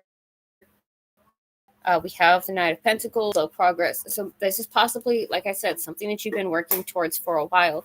You're finally going to get that leap forward. Lay of the land, ancestral wisdom. So there might be a needing to speak with your elders. There might be somebody, there might be an older figure in your life that's going to be the catalyst for this change.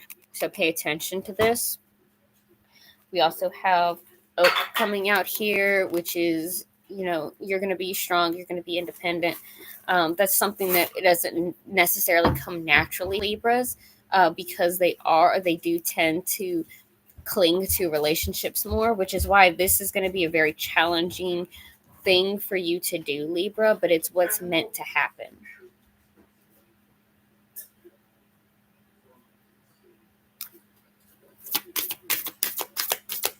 Our Moonology card for Libra: have faith in your dreams. Waxing crescent moon. Have faith in your dreams. Literally, like, I'm telling you, there's something here is gonna hit. Like, you're gonna get an opportunity, and you just have to trust it. Luck is on your side. New moon in Sagittarius. So don't be afraid to it. Like, if you get something and it says that's too good to be true. No, grab it and run with it, because it's taking you where you're meant to be.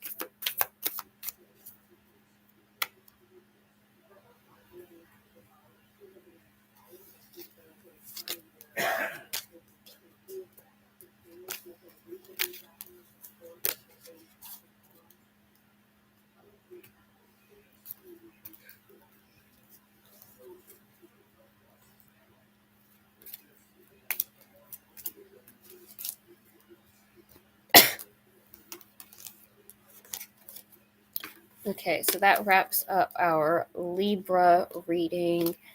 Next, we are moving on to Scorpio.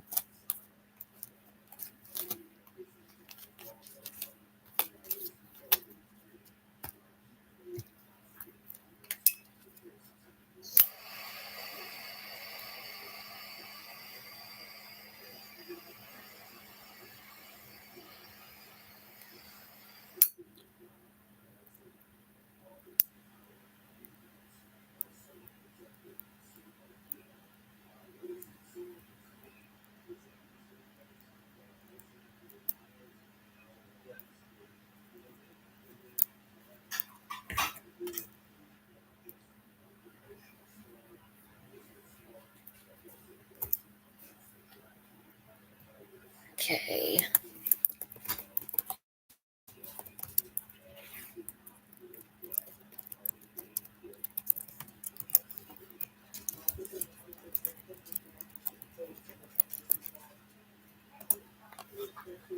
Okay. Friendly reminder: I will not be doing readings every day. I will possibly do between 2 and 3 readings a week. I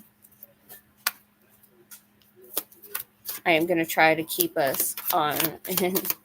I am trying to keep us on some kind of schedule here. I know, again, I disappeared for like a month and a half. For anybody who didn't hear me earlier, I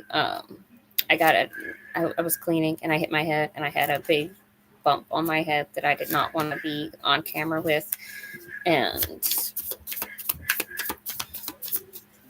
my head was killing me for like 2 weeks after that. And then the holidays and everything just kind of got crazy. Okay. I actually managed to get some cleaning and stuff done, though Christmas kind of undid a lot of that. And Lily getting back from her trip to Dollywood also undid a lot of that, because then she was all excited and wanted to pull everything out. I'm lucky that that behind me looks as good as it does. Oh, I bumped it on the corner of a window. It's not anything serious, but I had like a whole like bump right here that like I was like, I don't want to be on camera with that. That's part of why I ended up with bangs again too. I mean, I've always kind of liked having bangs like this, but it's, I don't know. Think about changing my hair all over again. Stop.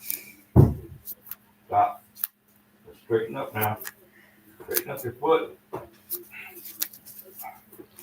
Give me 1 second, guys. I think I might need a help.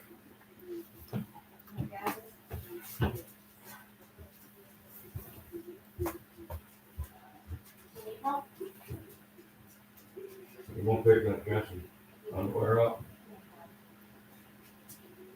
Keep going. Keep going. Keep going. Stop.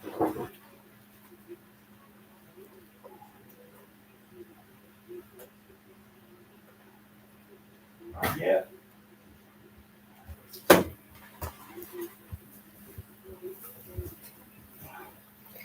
Okay. No, I wasn't yet. No, I didn't have it checked at all. I've been perfectly fine. It literally, I bumped it on the corner of a windowsill. No.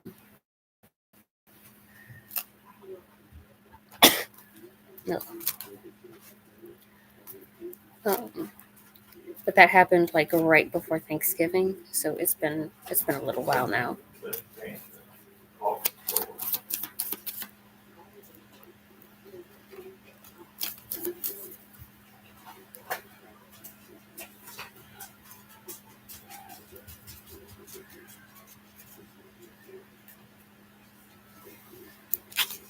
You're going to have to do better hanging on there. Walk it to the bathroom, to the chair. Or you're going to be in serious trouble. We're going to be in serious trouble.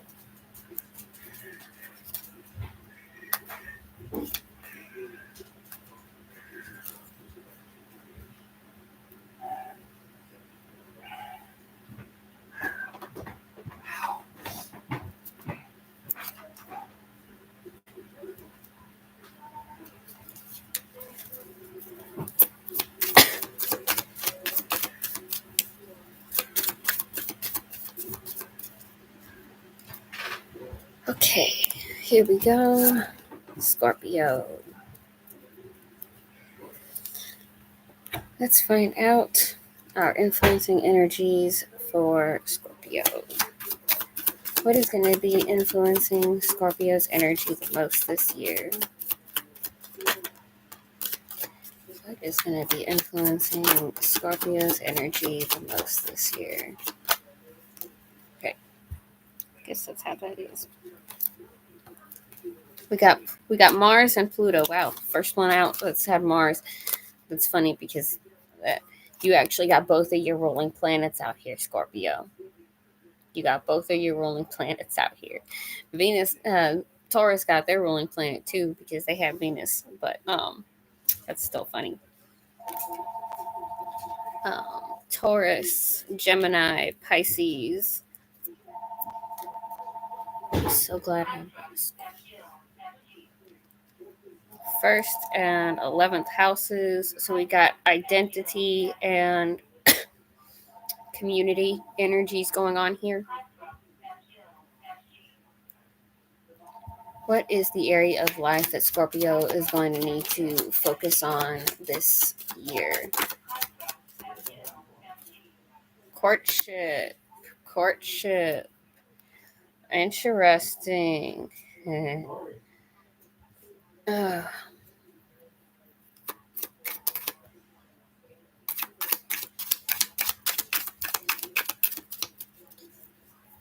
Okay, what do we need to know for Scorpio so far? All right, we need one more card out here at least. So we got the Six of Wands. So you are going to find some kind of success, Scorpio, this year. I am seeing the Three of Pentacles, the Seven of Swords, and the 10 of Pentacles. So, Scorpio, I do see you, I'm seeing success. I'm seeing like you working through some things. The Seven of Swords, there is like the possibility somebody's going to be deceiving you, or maybe you have some kind of, maybe it's you have some kind of plan, because the Seven of Swords is a kind of secret energy card. It's definitely a Scorpio leaning card for me. Hi, Uday. Happy New Year. And then we have the 10 of Pentacles, which means that like you are going to have like the full wealthy, like we're not talking about like rich wealthy. We're talking about like the being stable and having people you care about around and everything, like a family type of energy. Um, let's talk about the Six of Wands, the success energy that's coming for Scorpio. We have Three of Wands in reverse.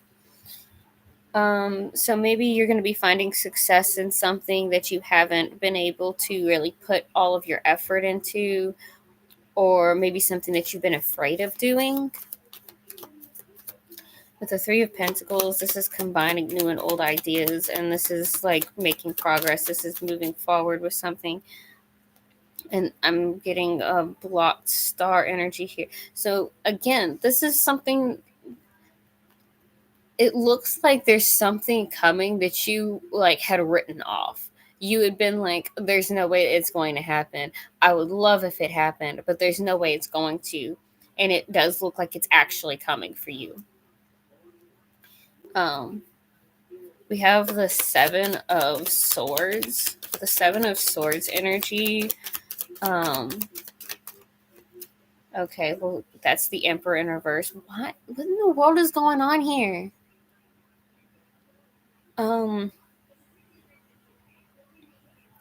Honestly, maybe you're gonna be ghosting somebody.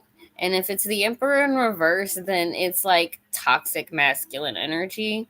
Somebody you don't want to be in a relationship with. It's like you have a lot,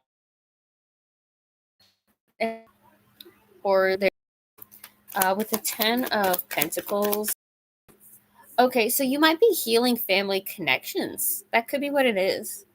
Maybe you cut off with somebody. Maybe you have like a bad relationship. If there are any Scorpios in here that are in a toxic relationship, and you guys, like, if you guys do not like to be emotionally vulnerable with anybody, you don't. But if like you've gotten to a point where it's like, it's not just that I don't want to be emotionally vulnerable with this person, I've realized that I literally can't, or I don't trust, like I literally cannot make the trust happen. It could be because you need to deal with some kind of healing, especially family related healing. Maybe even with your father, also a possibility.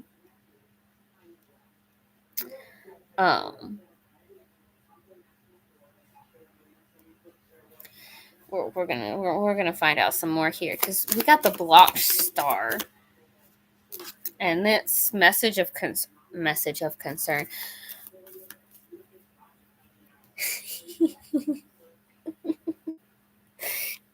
You guys like never see me with my glasses off, and like the glare was bothering me when I'm sitting here trying to like talk with you, especially if it is something serious. Like I need you to like see yes, it's serious. Let's find out what this message of concern is, because message of concern is always something to look at. Yeah, we got conflict and an opportunity here. I'm sorry, I'm gonna need a little bit more than that. So the Five of Wands, that kind of conflict is like that kind of conflict is like a kind of like the Five of Swords with the win-lose conflict, except Five of Wands conflict can be something that you have to physically remove yourself from. Like a Five of Swords conflict, it honestly has to be dealt with because it's like it's something that's going to eat away at your mind. That's why, like swords. With wands, this is like a very action thing. And if you don't like, if you're not good with confrontation, if you're not good with dealing with like that heated energy, you just need to walk away because here's the thing. Message of concern with the blocked star energy, like making progress. We have the Five of Wands conflict. We have an opportunity. Could be job opportunity because it is pentacles. There is going to be some kind of opportunity that comes to you. Okay. We have death card. We have transformation. We have change. Um,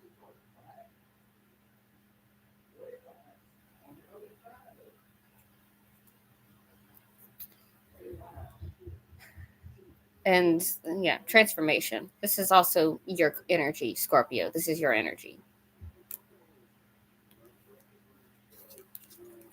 The Hierophant, long-term commitment. So I mean, there could be some kind of conflict in where you end up long term. The thing is with the Hierophant is that it's often seen as like marriage or something like that. But with the fact that it comes out with the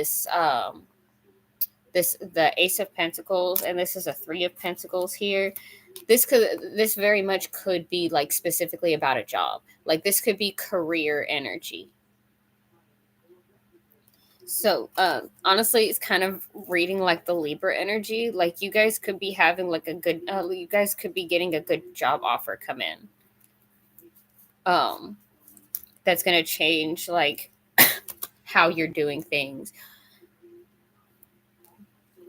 Like, going from I'm making piddly amounts to I have like regular structured income.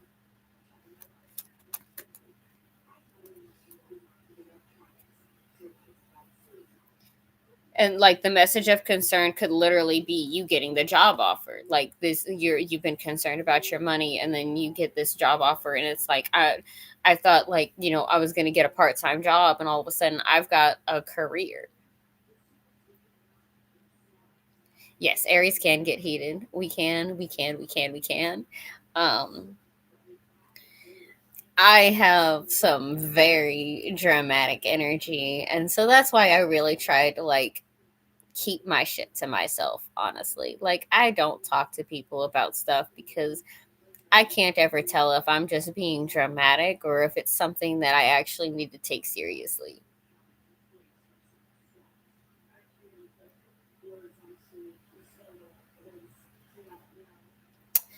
So we're going to run through the bottom of these decks real quick and move on to our shaman cards.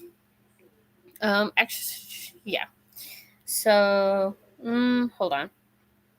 I want to get a card on the Seven of Swords with the Emperor in reverse. The Seven of Swords with the Emperor in reverse.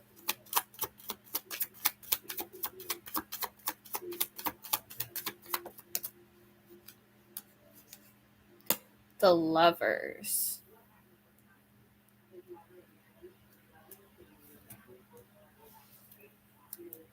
Yeah, it's going back to giving me the ghosting somebody that you're with thing. Why is the Lovers card here? Why is the Lovers card in the Seven of Swords? Why is the Lovers card in the Seven of Swords? The King of Wands. Passion, energy. Because the Seven of Swords is also like sneaking around. Like it could literally be about like somebody cheating.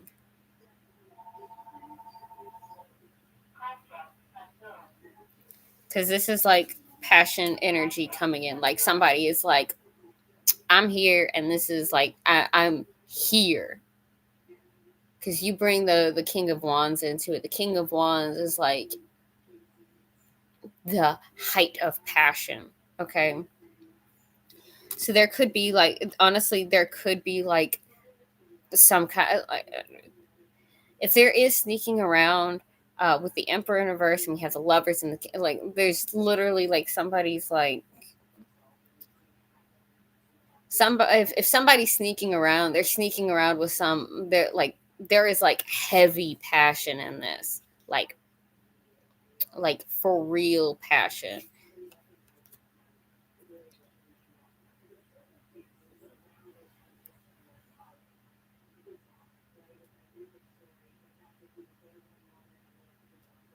I want a card on the healing, and then we'll move on. Give me a card on the healing, the Nine of Wands and the Ten of Pentacles. Tell me about the Nine of Wands and the Ten of Pentacles. Main female. Yeah. Okay. So the fact that we have the Emperor in reverse and then the main females right here. Scorpios, if you are dealing with a bad relationship, and please guys remember that I'm giving you these readings, but these readings are not always necessarily going to resonate with you, because not every Scorpio is going to be going through the same things at the same time. No matter. It could, for y'all, like for some of y'all, it could literally just be about a work situation. For some of y'all, it could be about a relationship. For some of y'all, it could be about like family, because that's completely different. Hello, Spiky.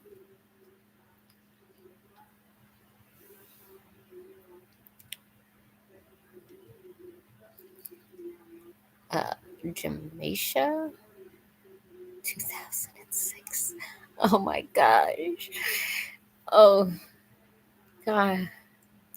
You turned 18 this year, huh? Oh my goodness. We will get okay, you are you're Cancer Leo cusp. Go back, hun. I've already done Cancer and Leo. If we got time at the end, I'll do like extra questions. You should definitely look up your birth chart. We go astronumerology, Astro Cafe, 0800horoscope.com. Go to one of those, get your actual birth chart, watch your sun, moon, rising.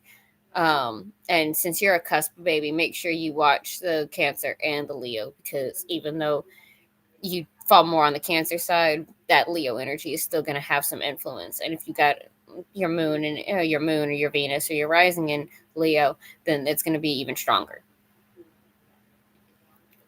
So I was saying Scorpio, there is this courtship energy. Honestly, what could happen is that you could have somebody come in your life that's like that you thought you weren't gonna be with, possibly a Taurus, because we do have the Hierophant down here, and that is Taurus energy that came out with the Scorpio energy, the death card in the message of concern. And we have a lot of earth energy here, and that's your polar energy as well. Taurus is your polar energy, and polar relationships can be really weird, but fixed signs have better luck with that than cardinal signs do, as weird as that sounds. But yeah, you could also be Capricorn energy, because we do have the 10 of Pentacles coming out here, but I did think that was more about healing family issues. But this could be about you healing something with a Capricorn. Scorpios, especially feminine Scorpios, feminine Scorpio energy. You gonna have somebody, like something is coming for you that it's gonna be like, let's go.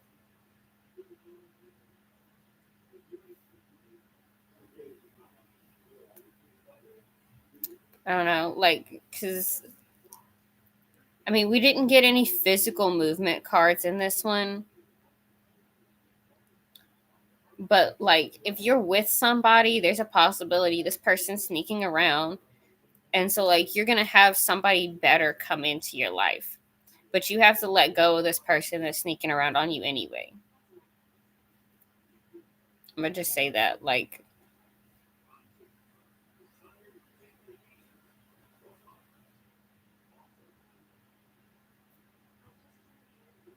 interesting.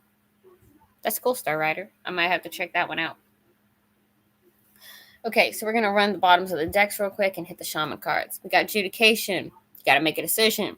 Like I said, you're going to have to leave some, like, I'm telling, like, the way these cards came out, sneaking around, the Emperor in reverse with the Lovers, and like some whoever you, somebody you dealing with, or maybe hell, it could be you.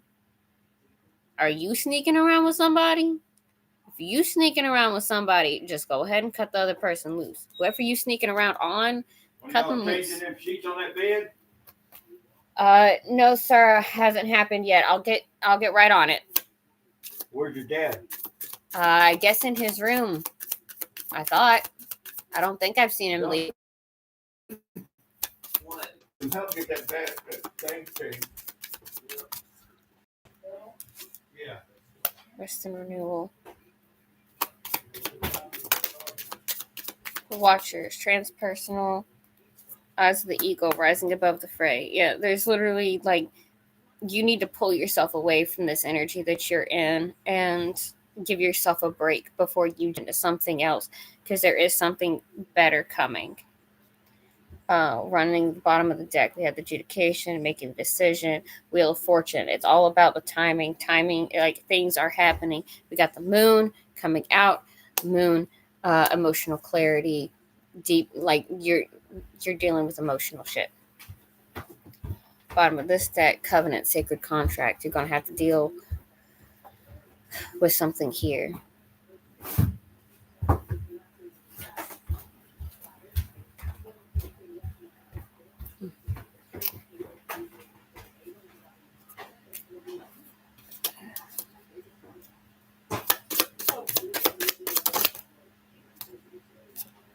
Magnolia, Dandelion, Rowan. There we go with the physical move card. Surrendering to the chaos, just letting things happen. Magnolia, Rowan.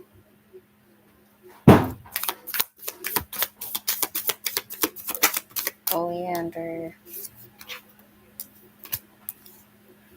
Okay, so there is like perseverance, but there's also surrendering to chaos. There is strength in adversity, but sabotage. But like things have been sabotaged and movement and momentum. And the bottom of the deck is ragwort. You're in the wrong place. Literally, there's so much here that it's funny because, like I told you, I didn't get any physical movement cards, and then all of a sudden, I got 3 of them here. You guys are like literal Scorpio. Whatever you have going on, there is going to be like a physical need to move in some way. So be prepared for that, and it is going to put you in a better place, a good place for where you're trying to go. That's what Clematis says. Our Moonology card for Scorpio.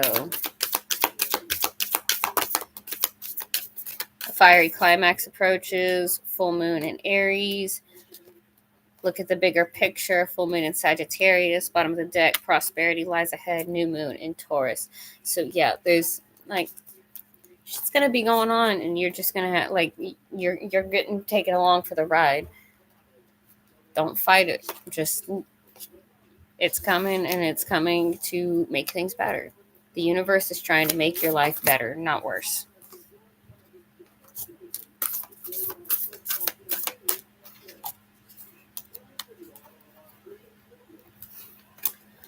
Okay, so that moves us on from Scorpio to Sagittarius.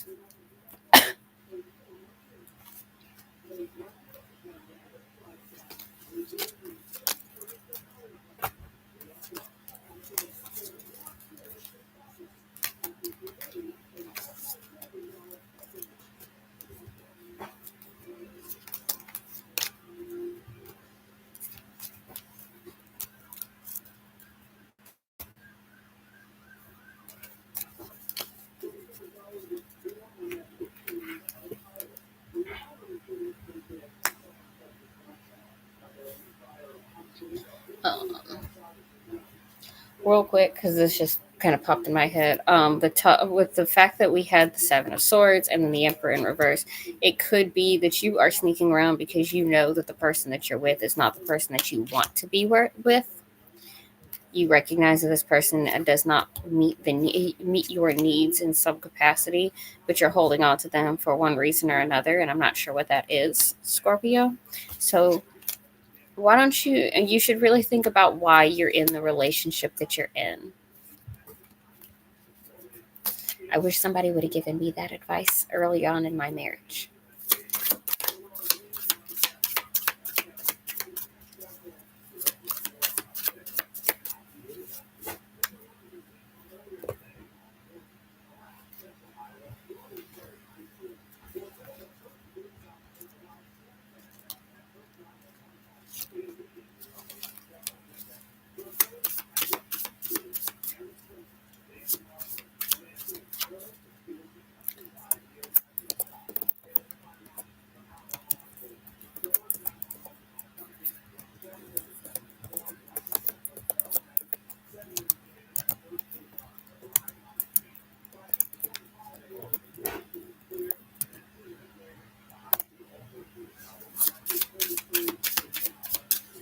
All right.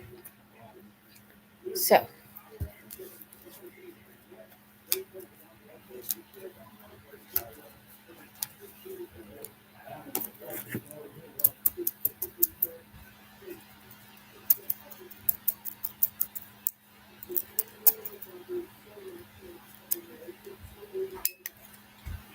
All right, new sheets are on the bed.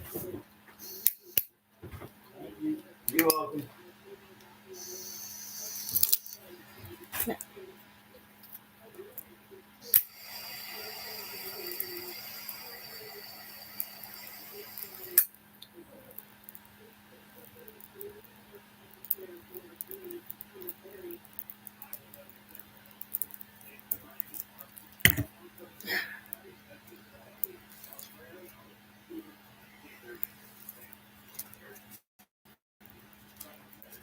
okay, so on to our Sagittarius reading. Please remember to watch your sun, moon, and your sun, moon, rising, and Venus signs for the most accurate assessment of what you're looking to see in your year. Our lunar oracle card for the year for the advice, the general advice for everybody this year is be as gentle with yourself as you would with your friend. Remember to always give yourself the benefit of the doubt as much as you do your friend. Anybody that you care about. Like, you can look at your friends and be like, you made a dumb choice or whatever, but you're doing your best to fix it. So, like, if you're doing the same thing, if you recognize that you made a dumb choice and you're doing what you can to change it, then stop beating yourself up about it and just be happy that you're making the change, even if it's going slower than you want it to. All right. Sagittarius.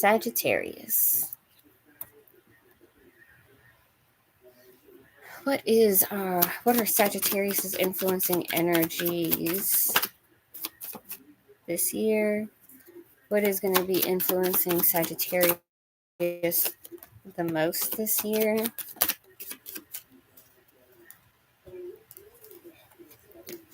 We have Jupiter, which is their own ruling planet. We got the South Node.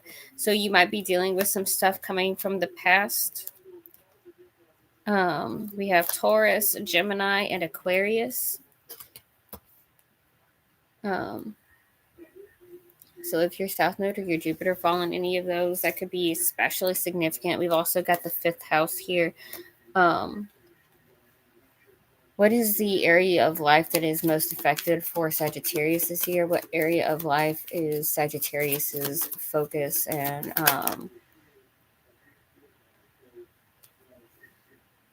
we have toil and labor. Okay. Toil and labor. So there's going to be something very difficult for Sagittarius this year. Sagittarius is going to be doing some hard work this year. So let's find out what's going on with Sagittarius.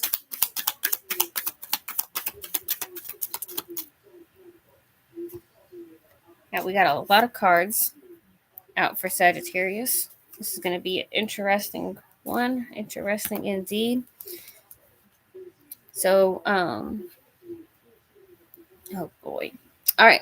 Starting off, we have the Lovers in reverse, which means that there is some kind of separation of Sagittarius's energy. Tell me about the separation with the Lovers energy for Sagittarius. We have the 5 of Pentacles. So there could be some kind of like, it honestly, it could be like a lack of a job. This could mean like if you're a Sagittarius and you're starting off the year without a job, that could be what this is about here. We have the World in reverse, which is a need for closure, or that there are some loose ends that need to be tied up. So with the World, let's find out. Okay, we have blocked King of Cups, and we have the Devil. We're going to have to stay on our feet. Get that to happen. 1 second. Okay. So, with the world in reverse, so there's some kind of needing for closure. We've got the blocked King of Cups and the Devil. So there could be some kind of self-sabotage energy going on here. There's also like emotional blockages. So let's talk about the emotional blockages real quick before we move on. I want to know about these emotional blockages with the world. We have mature man in reverse. So there could just be a need for you to grow up, Sagittarius. It could be just like you accepting the fact that things are not always going to work out the way that you want them to. We have the Three of Wands. With the Three of Wands coming out,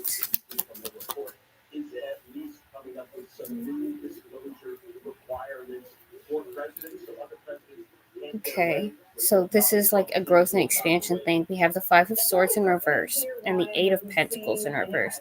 So this expansion could have something to do with you accepting the fact that things are not going to work out the way that you want them to, that things are not going to go perfectly to plan.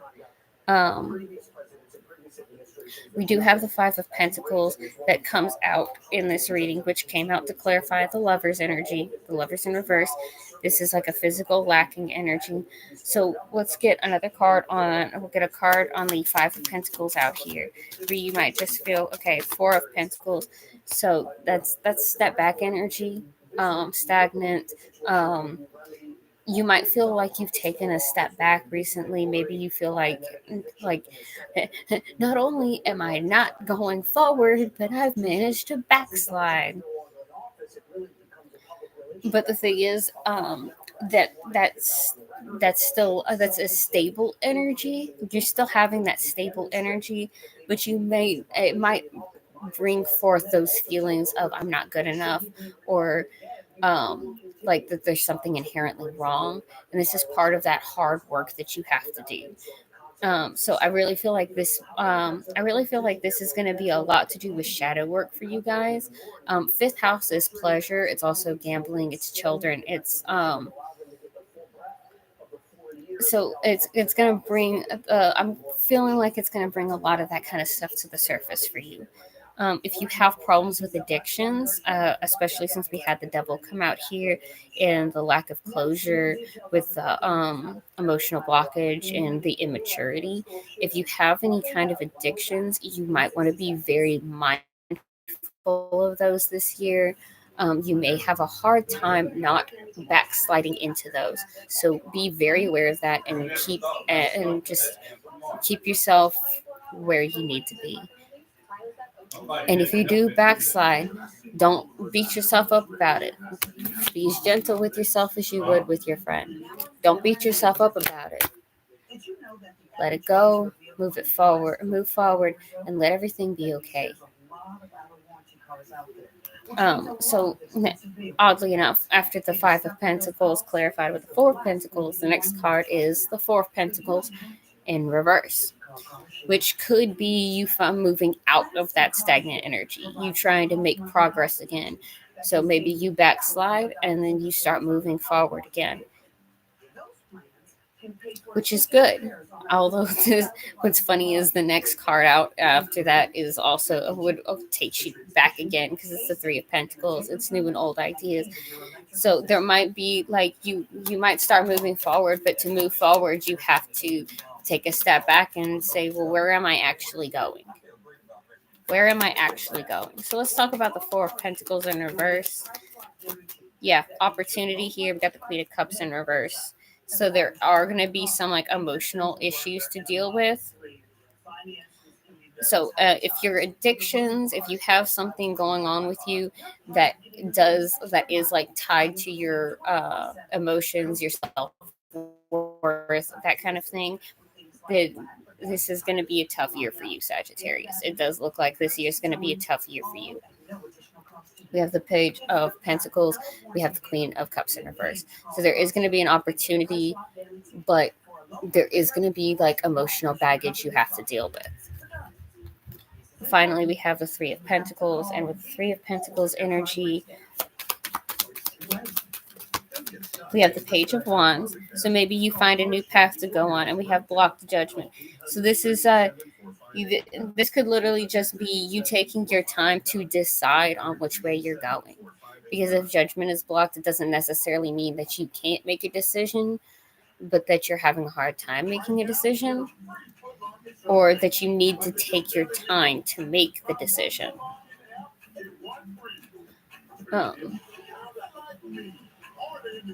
Or it could be that you don't have a choice in a matter.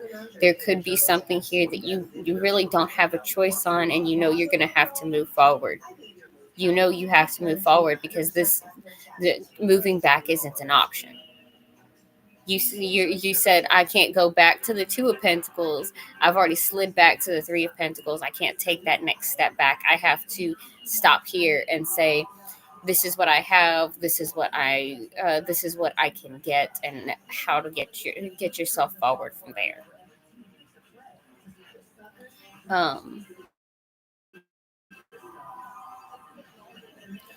I want a general card on the stagnant energy.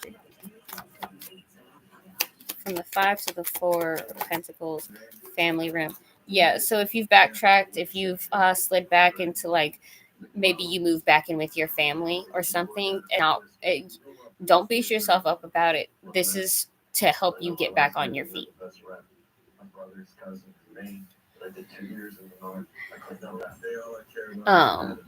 So bottom of the deck here, we've got courtship. So there could, like, by the end of the year, or maybe if you're dealing with somebody right now that, like, you could see a future with, this could be, like, something relevant for you. Like, you have to deal with all of this so you can be ready for that relationship.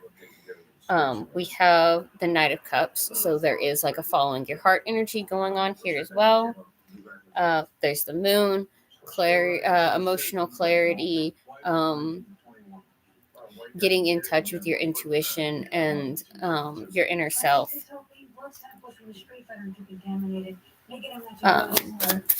The shaman cards.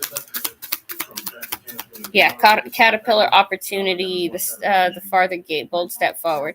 Literally everything that's going on right now, the shamans are saying that it's just to give you the opportunity to make things happen in a different way. We have drifter, experiencing life as it comes, jeweled web, connectivity. It's all connected. Magician's sword, confidence in your magic. And the bottom of the deck says, will of the wisp, treasures hidden in the shadows. So there is something that you're not seeing that maybe the universe is keeping from you. And Sagittarius is, I'm going to be honest, I don't know a lot of Sagittariuses. My ex is a Sagittarius, the one that I'm working on this whole divorce thing.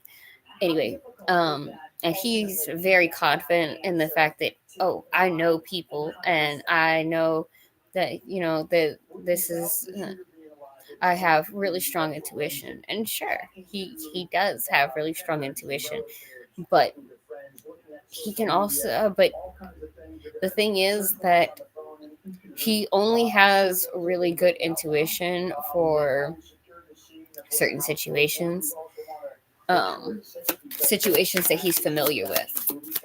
Like, he's not familiar with what it's like to have a happy family.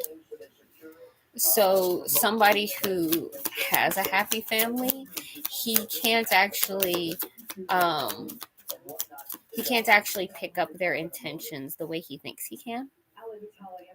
Like, it's really funny to say it like that, and I don't mean it in any way besides the fact that, like,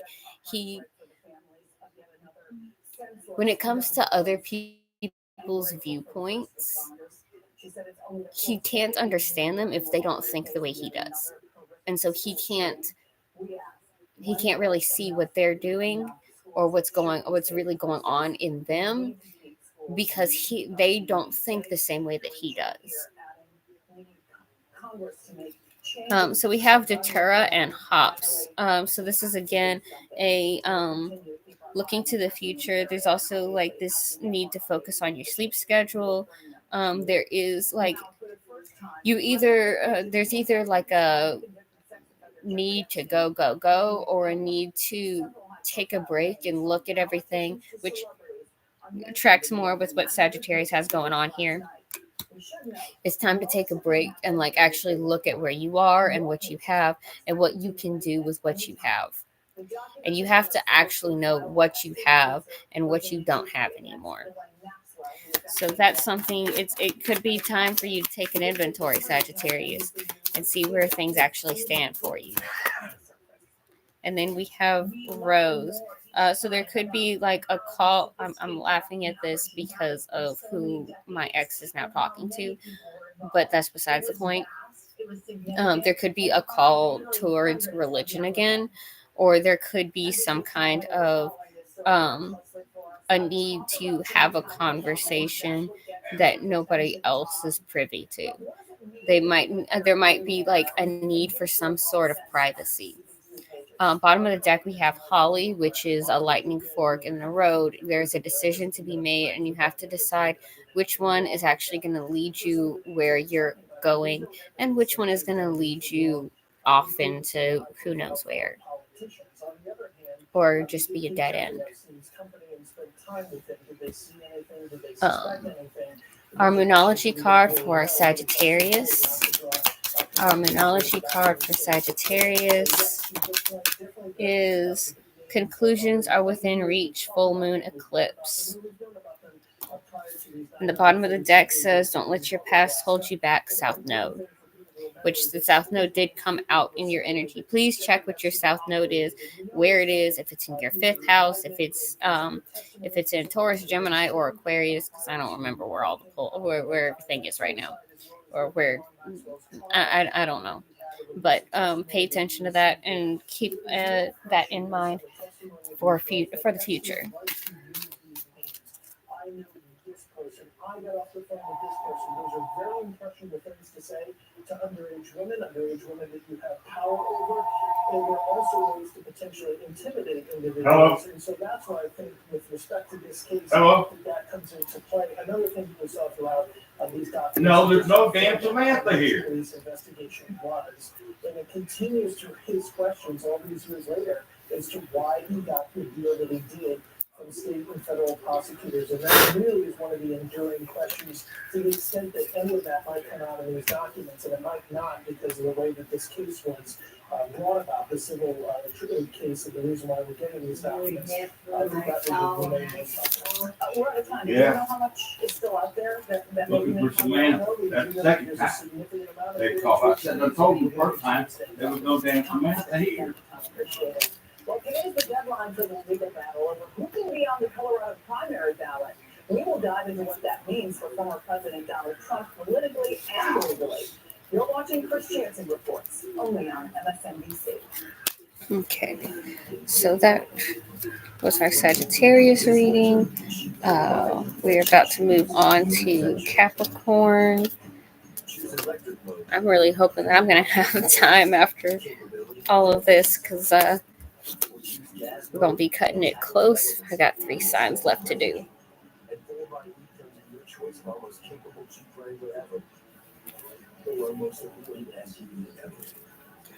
Okay.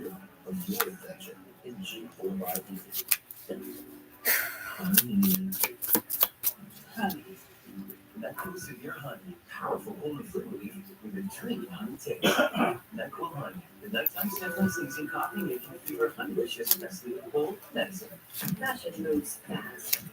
So we partnered with Verizon to take our operations to the next level with a custom private 5G network to get more control of production, efficiencies, and greater agility. That's enterprise intelligence. It's your vision. It's your Verizon.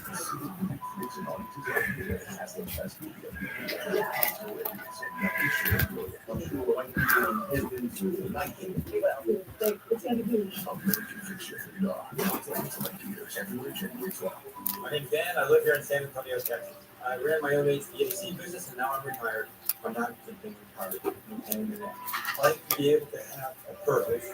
3 or 4 years ago, I wasn't feeling as if I was as sharp as I used to be.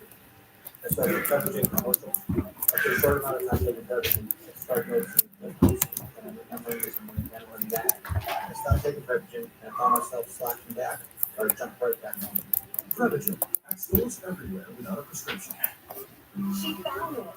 wants to go back to bed. Got to get your daddy.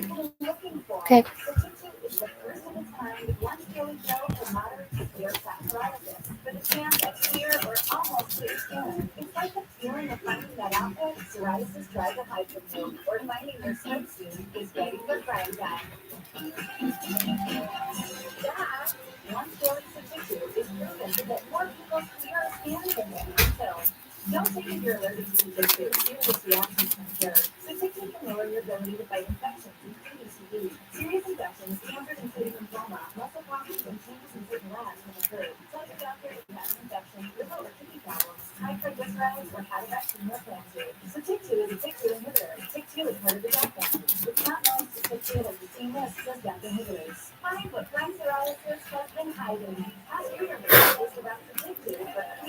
Okay.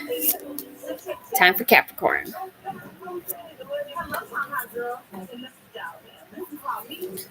Okay. What's going to be affecting our Capricorns this year?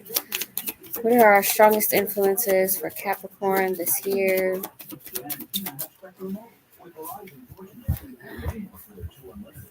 With Spectrum, Dan and Tina get one unlimited mobile line for $29.99 and their second line free. And with Spectrum, there are no added taxes or hidden fees.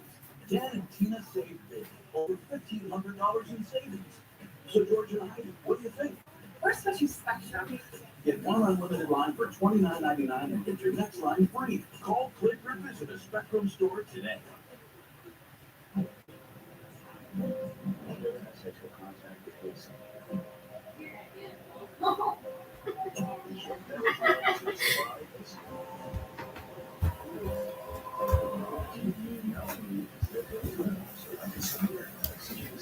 Oh my goodness. And this is why I have to be home. That right there is exactly why I have to be home. My grandma just decided she's going to get up and walk back to the bedroom by herself. Oh, the old man left. Let me get up and do stuff on my own. All right, Capricorn's influencing energy. Hi, Sujal. We have made it to Capricorn. We have Aquarius and Pisces after this, and then I will do a few personal questions because I should have enough time.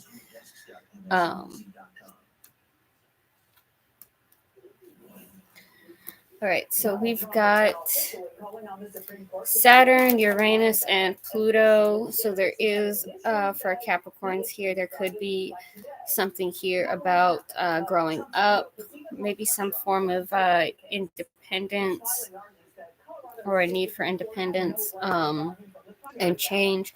We have Cancer coming out for Capricorn. So Capricorns, if you got any Cancer placements, it could be causing something here for you. You should probably watch the Cancer readings as well.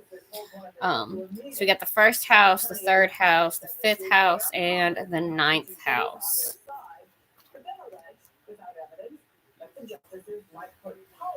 Mm-hmm. Republicans are conservative. They get nervous. Okay, so first house, third house, fifth house, ninth house. So siblings, short distance travel. Who or what is around you? Fifth house, again, children, pleasure. It can. I feel like fifth house can be kind of triggering for Capricorns. Ninth house, long distance travel. That makes polar energy here since we have the third and ninth houses out. There is polar energy present for you, Capricorn. So, the fact that Cancer came out, and that's your pole, and you got some serious polar energy going on here. So, pay attention to that, please. What is the area of life that Capricorn needs to focus on the most this year? House. Maybe it's time for you to get your own place. Maybe it's time for you to get your own place, Capricorn. Let's find out what all we need to know here for Capricorn. Oh boy. All right, we got the Magician going on. We got the Queen of Swords. We got the Nine of Cups. We have the Ace of Wands in reverse. So there may be a lack of sex in your future. We have the Page of Pentacles. So there's definitely an opportunity here that you are going to need to be aware of. Okay, moving forward. Let's start with the Magician. Manifestation. Let's talk about the Magician here for Capricorn. What is going on with Magician for Capricorn? We have the Hermit. So you could be manifesting some spiritual enlightenment.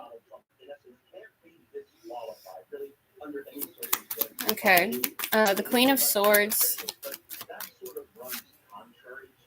Okay. There's either going to be some kind of personal success, or you might find a lack of success in, honestly, we got the Page of Swords in reverse that came out with this too. And the Page of Swords in reverse is a stalker card for me. So you might have something to do with a stalker. There might be like a stalker that ends up involved in your life somehow.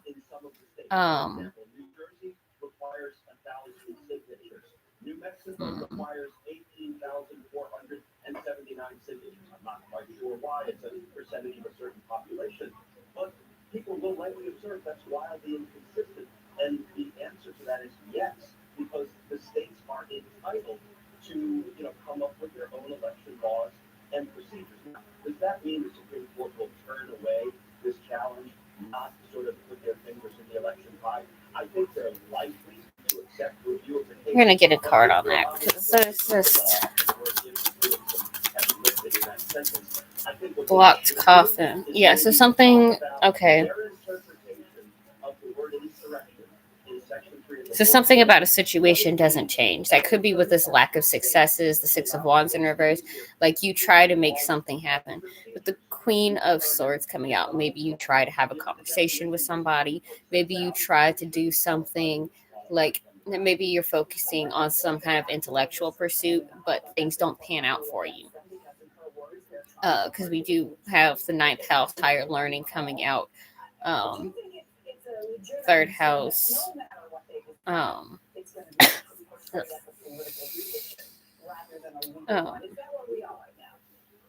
Here.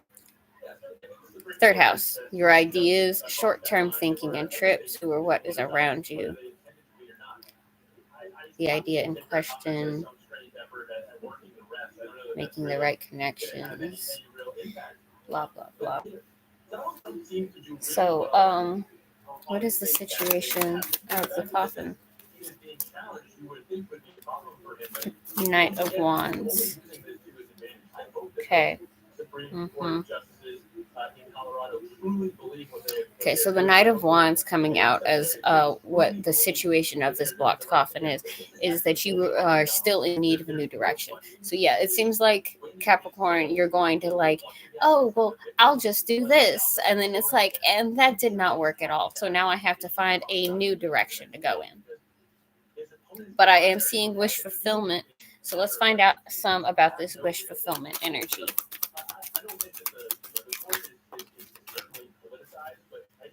The Sun in reverse. The Ace of Pentacles in reverse. That's weird. Wish fulfillment. Of course, maybe it could be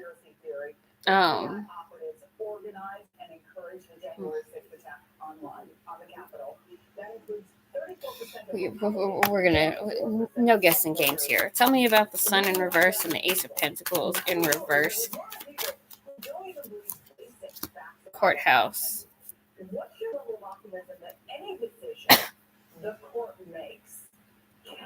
Courthouse. So there might be like you might have to do something involving a court situation. You might have something that you have to do that involves the legal system in some way. And honestly, that could be why this with the wish fulfillment and the sun in reverse and the ace of pentacles in reverse, it's like, I want this to happen, but it's gonna burn you out. Like, it's gonna be exhausting. It might take your money away. It might cause you some financial strain. But ultimately, this is about wish fulfillment. This is something that ultimately is desired. So we have the Ace of Wands in reverse here.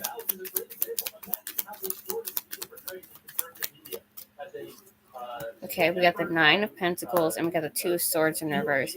So, yeah, this could definitely be a being single energy, lack of sex, independence.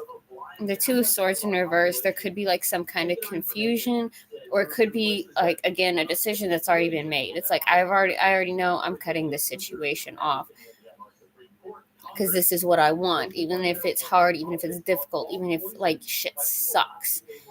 I don't want to be here, so I'm going to make sure I'm not.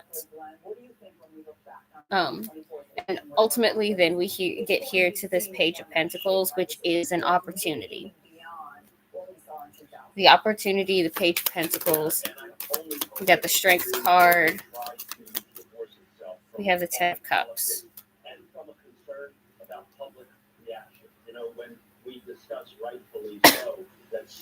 So with the Strength card and the Ten of Cups,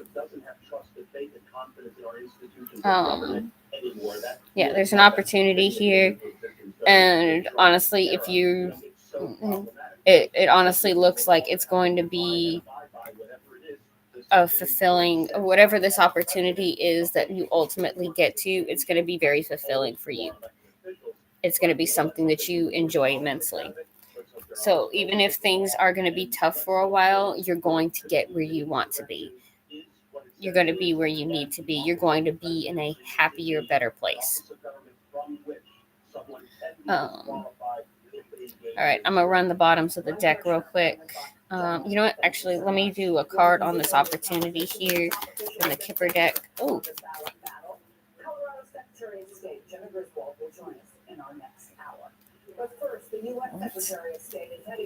Sorry. Tell me about the Page of Pentacles opportunity. Tell me about the Page of Pentacles opportunity for Capricorn. Poverty. So it could be an opportunity to get something you lack, which could be the happiness, the strength, privileged lady. Maybe maybe the opportunity takes you from poverty to being in a more well-off state. Which I said, things will be tough for a while, but things will get better. Running the bottom of the decks here, we have message.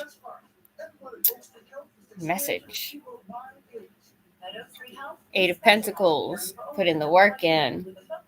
Knight of Pentacles, progress.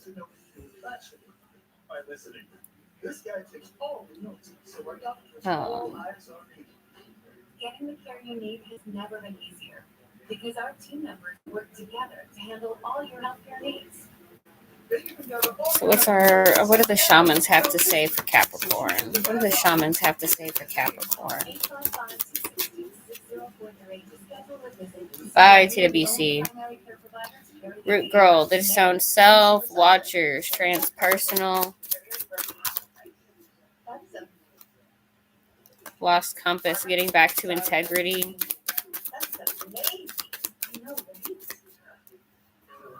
Stranger, Curiosity, Jeweled Web, Connectivity, and Lost in Space, needing direction. And Mindful, groupthink at the bottom here. So yeah, there is definitely a lot of, you might be feeling lost. You might be feeling like you don't even know yourself, Capricorn. That might be what your focus is this year, is getting to know yourself all over again and really understanding why you do the things that you do, and what you can do to change that. Our seed and sickle advice. our seed and sickle advice, we have Holly, which means that there's a fork in the road and you have to make a decision and you have to decide which way things are going to be. We have Alder, so there is going to be something explosive possibly going on. Blackthorn. Oh wow, that's 2 warnings. And we got Clover, but again, like, things are going to be fine. Like, you have to make a decision and shit's going to get serious. Like, you're going to make the decision, and maybe the decision is, maybe you're having to decide between a rock and a hard place, but like, you just have to stay on your feet and be prepared for it. And honestly, it looks like by the end of the year, everything's going to work out for you. So I would say that you're on a pretty good track, Capricorn. Your Moonology cards for Capricorn. We have the end of a tough cycle approaches, full moon in Capricorn. Step out of your comfort zone, North Node. Nothing will come of this situation. Void of course, moon. And the bottom of the deck, you are good enough. Full moon in Virgo.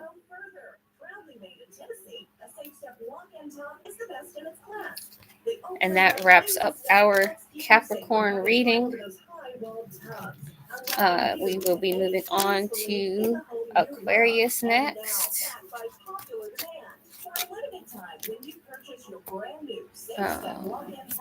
You'll receive a free shower package. Yes, a free shower package. And if you call today, you'll also receive $1,600 off.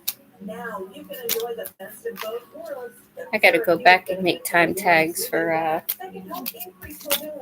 everything, for where the different signs start, so people can find them easy. All in one product.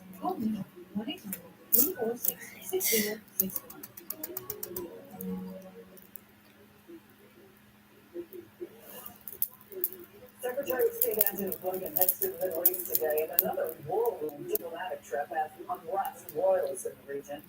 It will include a stop in Israel, his fourth since the start of this brutal war, as fears mount over the conflict expanded. In a new video, the Israeli army chief says his forces are in a very high state of readiness on the Lebanese border, as Hezbollah vows to retaliate after the death of a top Hamas commander killed in an airstrike. But inside Gaza, Okay. the tragedies of war have Capricorn to Aquarius. Father, weeping for the body of his small child killed as fighting intensifies to the south. Another father there tells lawyers, quote, "There is no safety. We're scared. I'm scared. My children are scared and say to me, Dad, we're out in the open. I tell them, God help us. Where can we go?" NBC's Matt Bradley reports from Tel Aviv, also with this Carnegie Endowment for International Peace. All right. And former Arab-Israeli negotiator Aaron David Miller. Matt, what is the latest on the fear? This has been an interesting exercise. I am glad that I'm going to have a ride up to the bus stop because I have a feeling I'm going to be cutting it close. After that terror attack, when we first started seeing Hezbollah, which, like Hamas, is backed by Iran, launching rockets from southern Lebanon, things in northern Israel, the pace and the threat. So what influences? Hi, Farah. Did you catch the Capricorn reading? If not, I literally just finished it. So you could probably go back like 20 minutes, and that'd probably be it. Influencing energies for Aquarius this year. What energies are going to be the most influential for Aquarius this year?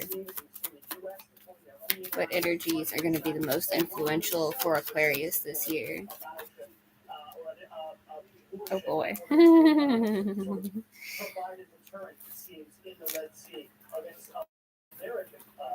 No planets out here. I feel like I need to rectify that. Can I get a planet? A single planet? Anything. A planet for Aquarius. Sweet. Uranus. Ha. One of your ruling planets. All right. Uranus, Cancer, Virgo, Sagittarius. first, fourth, and ninth houses. And I'm going to laugh at that because Aquarius is my first house. Cancer is the fourth house. Sagittarius is the ninth house. There's some like strong energy going on here. It's like, Okay.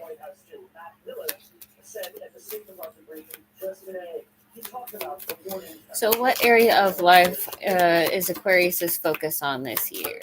What area of life is Aquarius's focus this year? Main male. So, if you were an Aquarius that is interested in men, this could be about you finding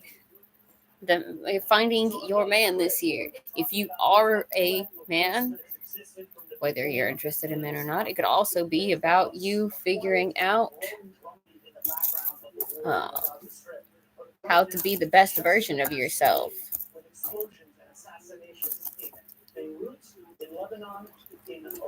Aquarius is a masculine sign, as air signs are.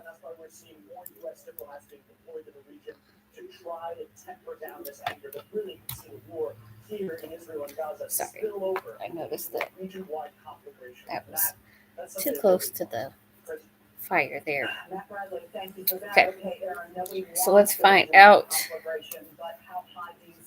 what else. We're in the third limit of this war, and the prospects of a regional war has always been out there. Recent events, including Israel's strike against Hamas's deputy leader, today.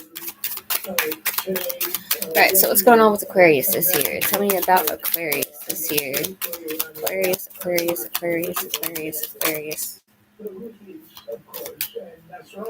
All right, we got the Page of Swords in reverse, we got the Ten of Pentacles, we got the Two of Wands, and we have the Ace of Cups. So yeah, definitely by the end of the year, it seems like there's going to be a solid relationship starting up, or at some point this year, it does look like you're going to be getting that relationship, Aquarius. So let's find out what's next. So we got the Page of Swords in reverse. So there is like this stalker energy. So maybe there's somebody watching you. Maybe there's somebody keeping tabs on you. Let's talk about this Page of Swords in reverse for Aquarius. Tell me about the Page of Swords in reverse for Aquarius. Yeah, we got the Seven of Wands. We've got the Three of Pentacles. So this is somebody who might possibly a friend, because the Three of Pentacles is like a friendship card. This would be somebody maybe you've had a falling out with, because we do have the Seven of Wands here. So there is like this defensive energy. So you could be like being watched by somebody that you really don't want to have anything to do with, or that you have some kind of problem with, but there's still like some level of friendly energy.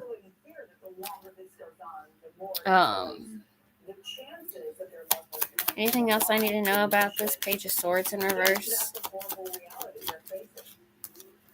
Privileged lady. Possibly a woman. Could also be that they see you as privileged. Maybe there could be some like level of jealousy that could also be what the Seven of Wands is here. We're gonna get something on the Ten of Pentacles here. So with the Ten of Pentacles, we get the Eight of Cups in reverse. Should I stay or should I go? It's like I'm at this place where I'm pretty comfortable, but there does seem to be some kind of imbalance here. So I'm wondering if I should stay or I should go. Tell me some more about this. Tell me about the imbalance. Child. So maybe somebody feels either burdened or like a burden, like they're having to be taken care of, change. Yeah, so this is something like there's something about the situation that ultimately you want to change, Aquarius. you don't want to continue being in this situation, but you might not really feel like you have a place to go. We have the Two of Wands here.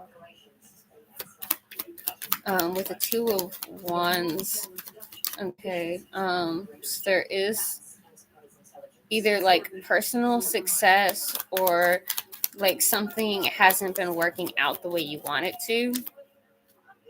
I am seeing the investment. I'm seeing the Page of Swords coming out in the upright here.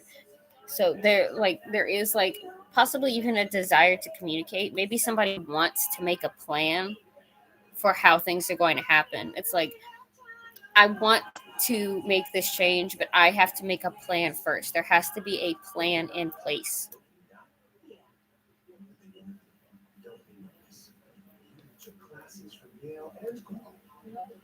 Okay, and then we get to the Ace of Cups, which is that relationship, new relationship energy. So with the Ace of Cups, we have the Sun, we have the Magician in reverse.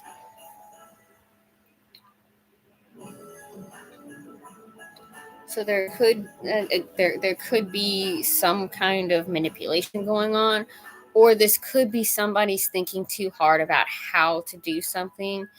With the Sun here, there is like great fortune. It's like what is the Magician in reverse? What is the Magician in reverse?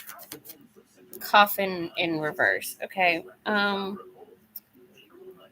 So yeah, it could just be like trying to control what changes happen. Tell me about the situation before the coffin.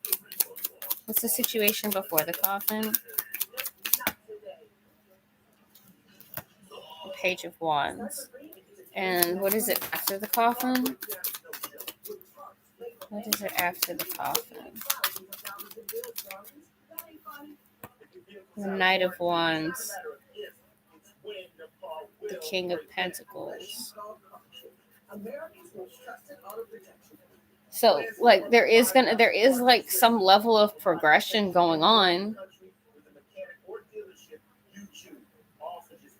It literally just seems like I'm trying too hard to control the situation. Somebody's trying too hard to like, it has to happen this way. It has to happen this way.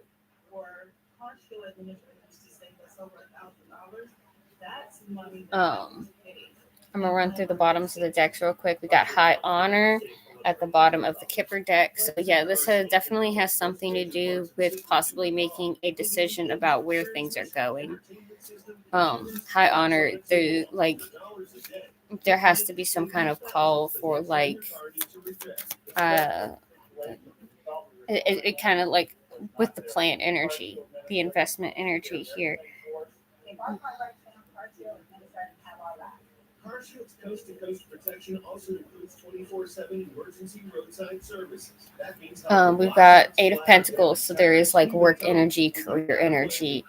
We've also got the High Priestess. The High Priestess is there's a call to listen to your intuition, or there's some kind of word. The High Priestess.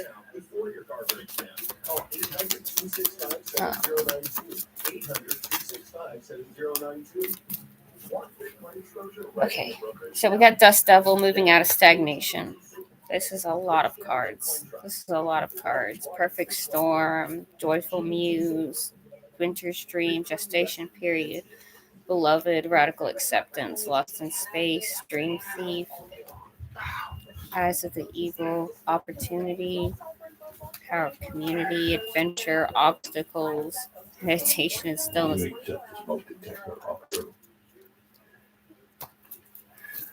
Yeah, I'm kind of surprised it hasn't. I tried to put it out and it's not wanting to work with me.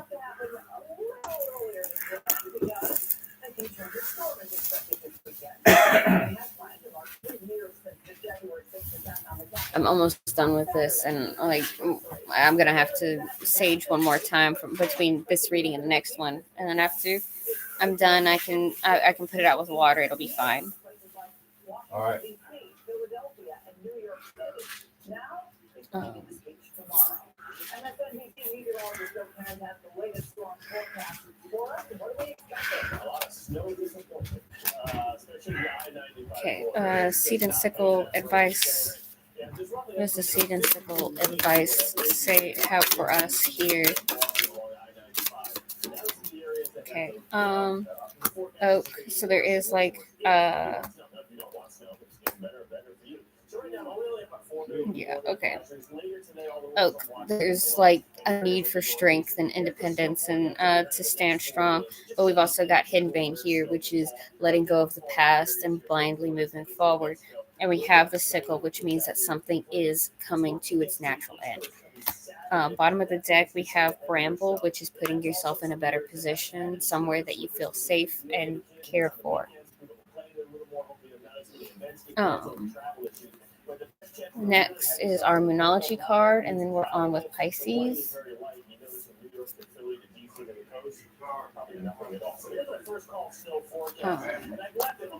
Bottom of the Shaman deck is Drifter, experiencing life as it comes, and bottom of the Seed and Sickle deck is we got Bramble. Okay, yeah. So our Moonology card for Aquarius.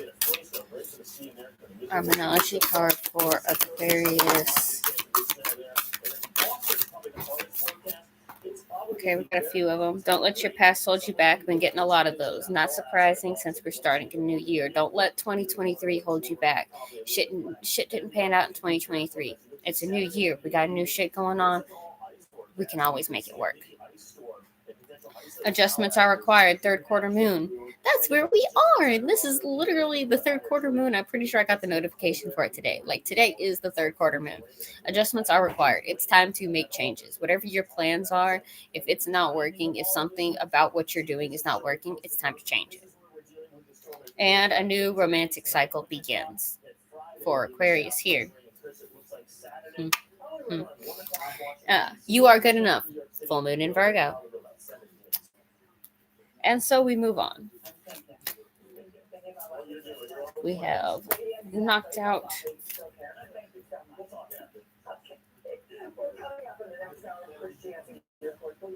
Might have to get a new sage deck. You know that was the location of this morning's school shooting. We've got a reporter standing by. But first, you can watch the next part of our show anytime on YouTube. Just go to msnbc.com/Jansen. Stay close. And more Chris Jansen reports right after this. Okay.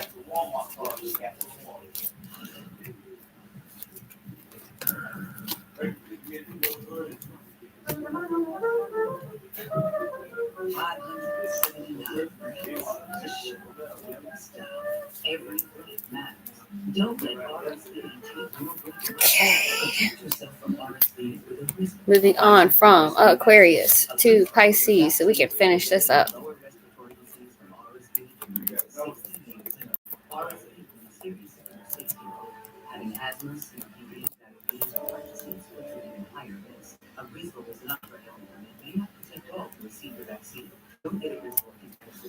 All right, because I don't know how much time I'm going to have after the Pisces reading. I am going to do CJH's question because he did donate.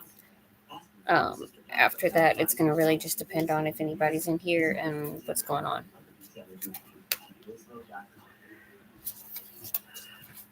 Hi, Christina again. I'm here to tell you about an Halloween special offer from my friend at the Beauty Bathroom Model that you don't want to miss. You already know, Beauty has been making water feel great for more than 65 years. And now they're bringing you this special TV offer. We're giving you 50% off installation and for coding. That thing's smoking way too much, Aaron. I know. I just need to do something with it. And not just any time now. Deal with it.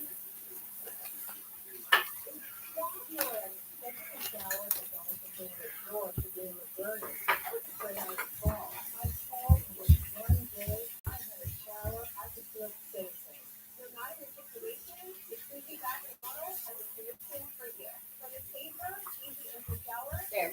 wet. It's sitting on the sink in the bathroom, so it doesn't drip everywhere. That's fine.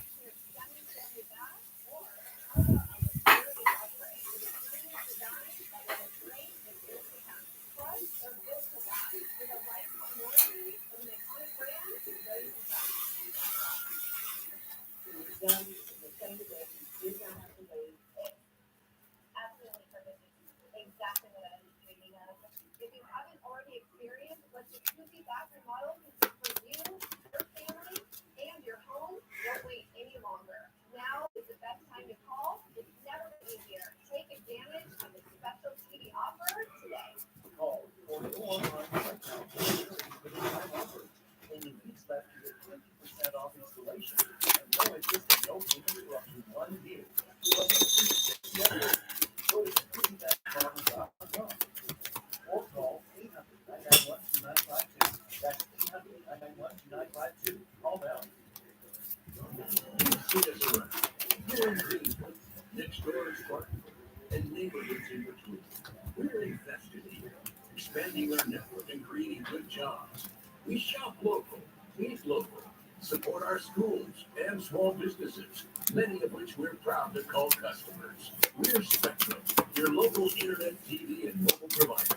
And our commitment here in South Carolina's upcountry runs deep, because this is home.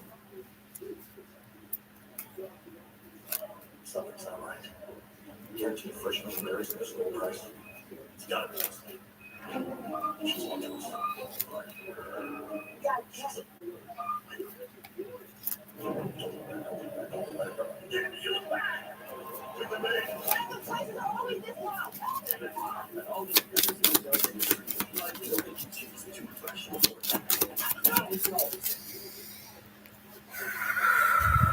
Okay.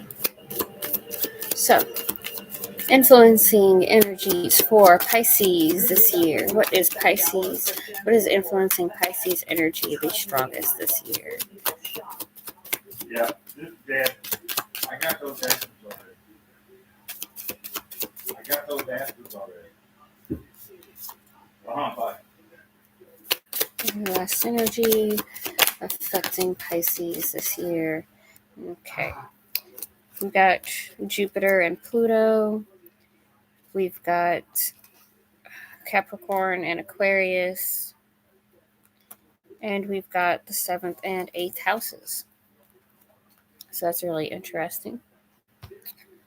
What is the area of life that Pisces needs to be focusing on? We have toil and labor, and we have family room. So there could be something in your family that you need to deal with, Pisces. There could be a call to deal with something inside your family.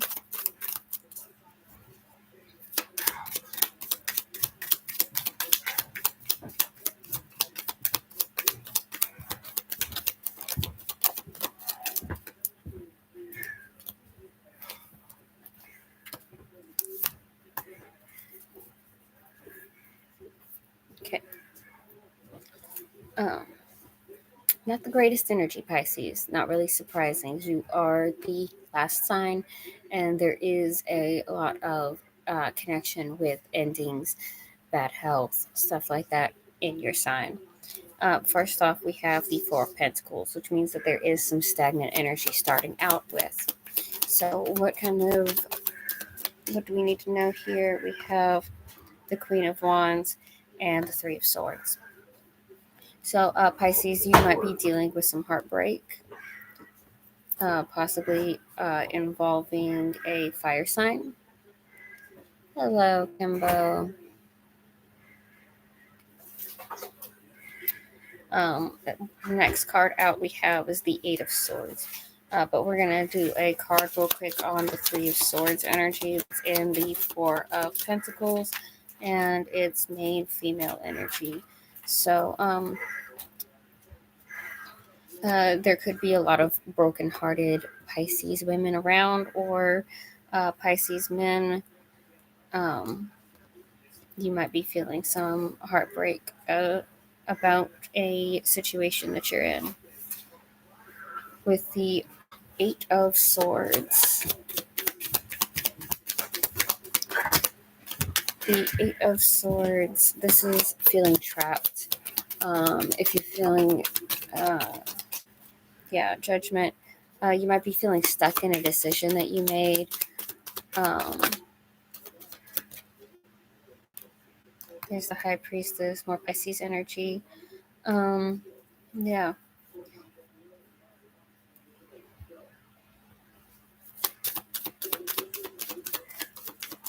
Tell me about the 8 of Swords, judgment.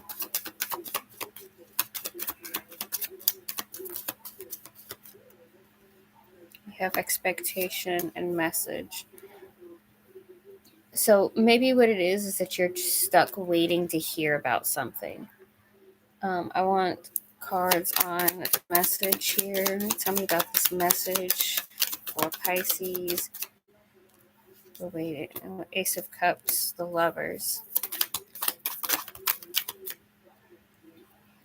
The Three of Wands, the Three of Pentacles.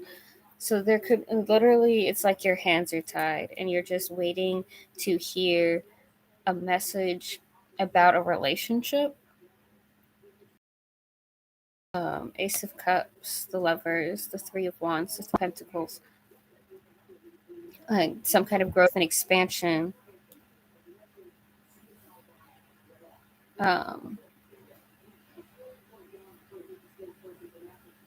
Interesting. So let's move. I want another card. I'm going to get one more Kipper card with this journey. Yeah, so somebody, it's like you're waiting to hear that somebody is doing something, going somewhere, or like something is happening. You're waiting to hear that something is happening before you do whatever it is that you're stuck thinking about doing, or whatever, trying to make a decision.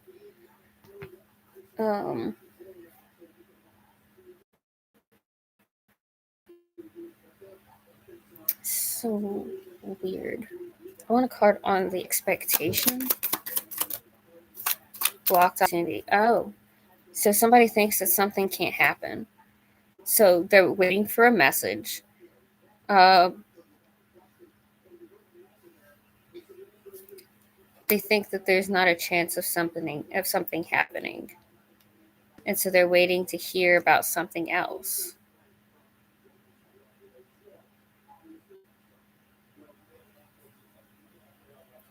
Tell me about the world energy. Tell me about the world energy with the closure.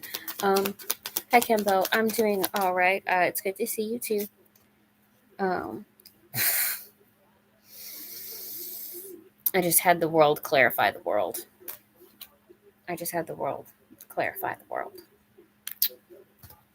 There is like this. It's like I'm just gonna wait until I hear this, and then everything's done with.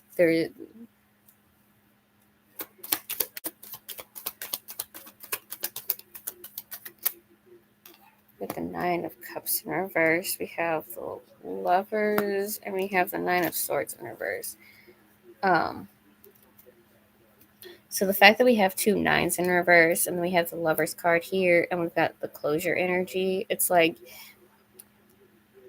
Pisces, you're trying to watch a door close on something, but there is it's like this closure, like there is somebody that's not going to be happy about it, or multiple somebodies, because with the 2 9s in reverse and the Lovers is in the upright. This is like, it's like you're looking at something and you're like, I can't wait for this to be over with. But the people who are like dealing with it are like actively trying to stop what you're waiting for.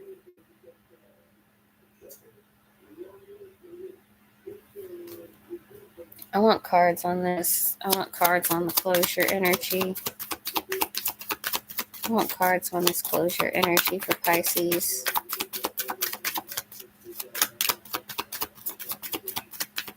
change.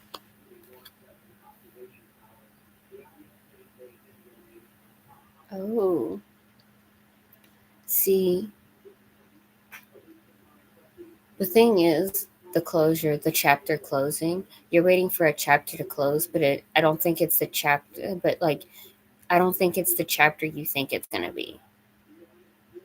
You think something's going to end and it's not going to, and it is, but it's not going to end the way you think it is. It's like, surprise. Like, have you guys seen those like Tumblr posts or whatever where it's like, oh, well, have a, publish a book and it's got like 4 different endings or whatever, and people argue about how it ends and everything, and then it's like, oh well, it actually ends 5 different ways. What? Where is the last ending? That like something here, there is change. Like,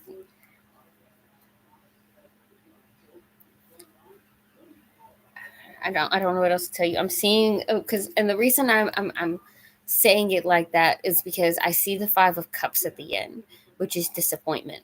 So it's like you're gonna be disappointed about how things turn out, which is kind of like, really makes me wonder, especially because this is family room energy coming out in your area of life. You're wanting something to end a certain way and it's not going to, and you're going to end up disappointed about that. Tell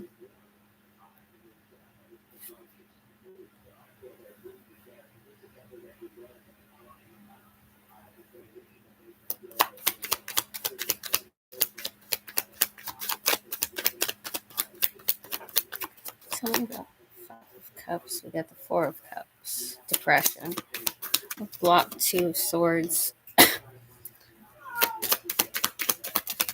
Like, there's no decision to make. We have the Death card, transformation. Literally, whatever this is, like, you can't stop it. You can't change it. It's going to happen the way it's going to happen. And you might not be happy about it. You might not like that it's happening that way. But that's just the way it's meant to be. I have community here at the bottom of this deck. So there could be something that you need to focus on with the people around you. We've got the King of Cups here. Try not to be too in your feelings about what's going on. Like, be in control of your emotions. Because what you want isn't necessarily what's meant to be. We have the Empress here at the bottom of the deck. So there is like this strong, either maternal energy or like a strong feminine presence that is influencing this, whether it's your mother or a sister or whatever, because this is family room. It can be it's going to be a female family member that's bringing this energy about for you. We're going to move on with the shaman cards. What do the shamans have to say?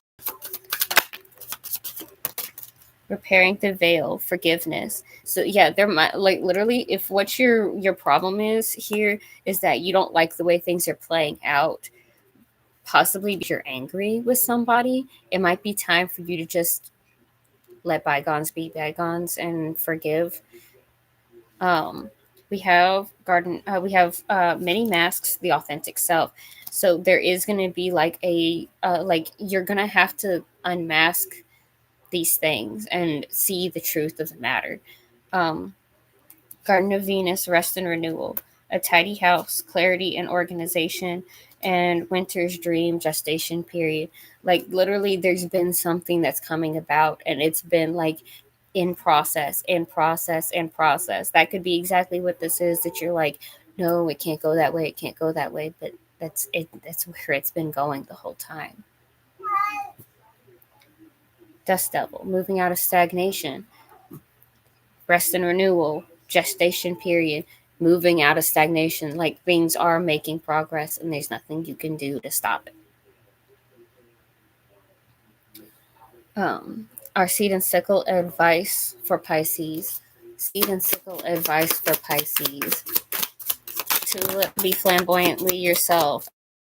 Aconite, there is a key here to there's something to learn.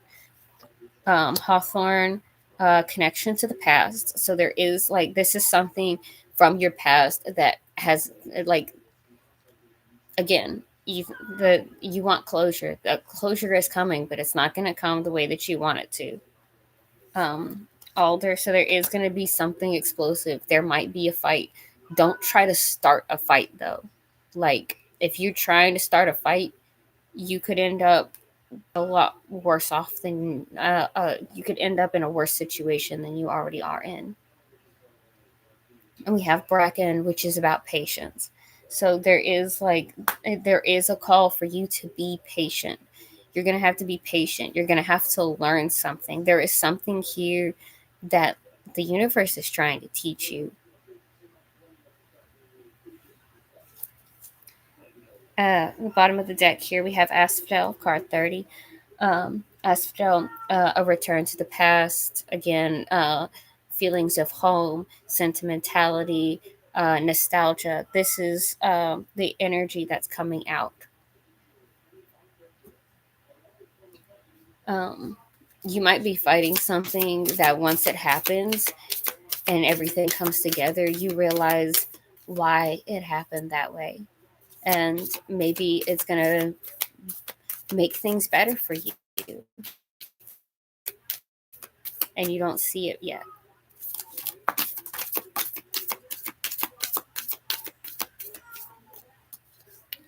A win-win outcome is forecast. Like I said, whatever this is happening, it's happening because that's what it needs to do. What do you need to release? It seems like a burdensome attitude. It's time to take action. New moon in Aries. In the bottom of the deck, nothing will come of this situation. So whatever you've been worried about happening, whatever you're worried about happening in this situation that's making you want it to end a certain way, you don't have to worry about it ending that way. You don't have to worry about that coming out like that. Okay, it is 2:16 here. My alarm will be going off soon for me to go get my daughter from the bus stop. Is CJH still in here?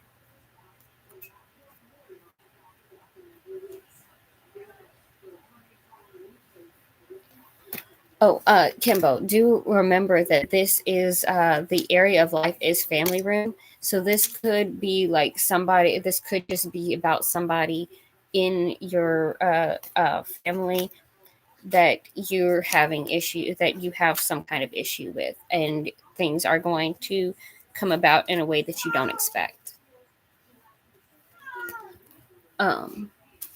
Yeah, you make your bed, now you have to lie in it, but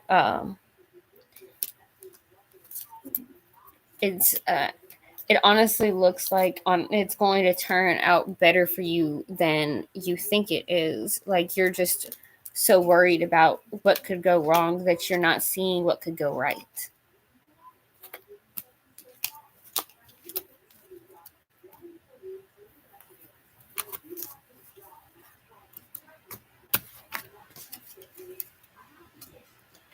Okay, so that rounds out our Pisces reading.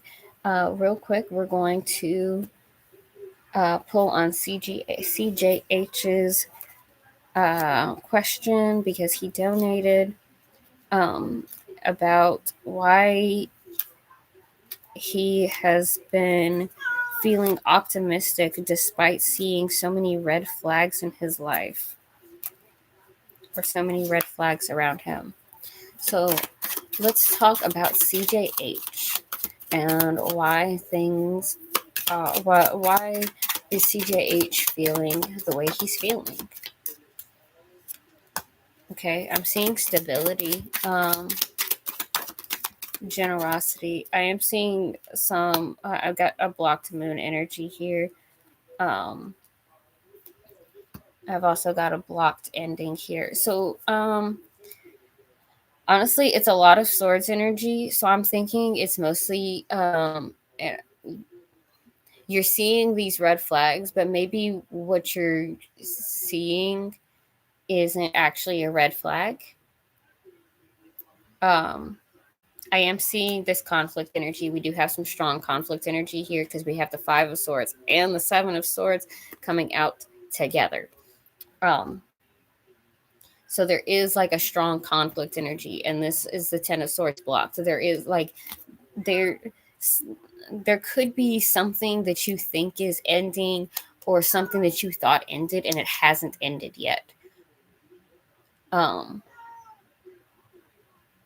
And you just kind of like, the reason the universe is telling you that everything is going to be okay is because everything is going to be okay. You just have to wait out what's happening in the meantime.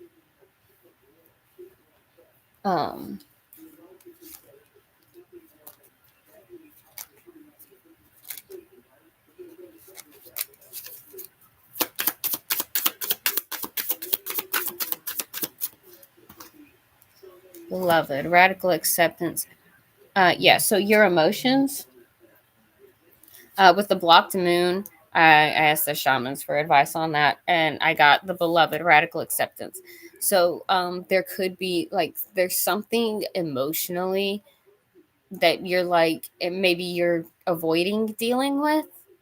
That if you can just accept it about yourself, if you can just accept that it is what it is and it cannot be changed, it's going to make everything work better. It's going to help pan everything out.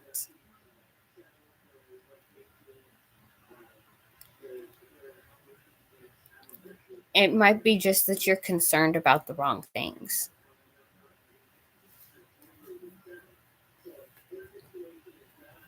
All right, so that I have to head to the bus stop and pick my daughter up.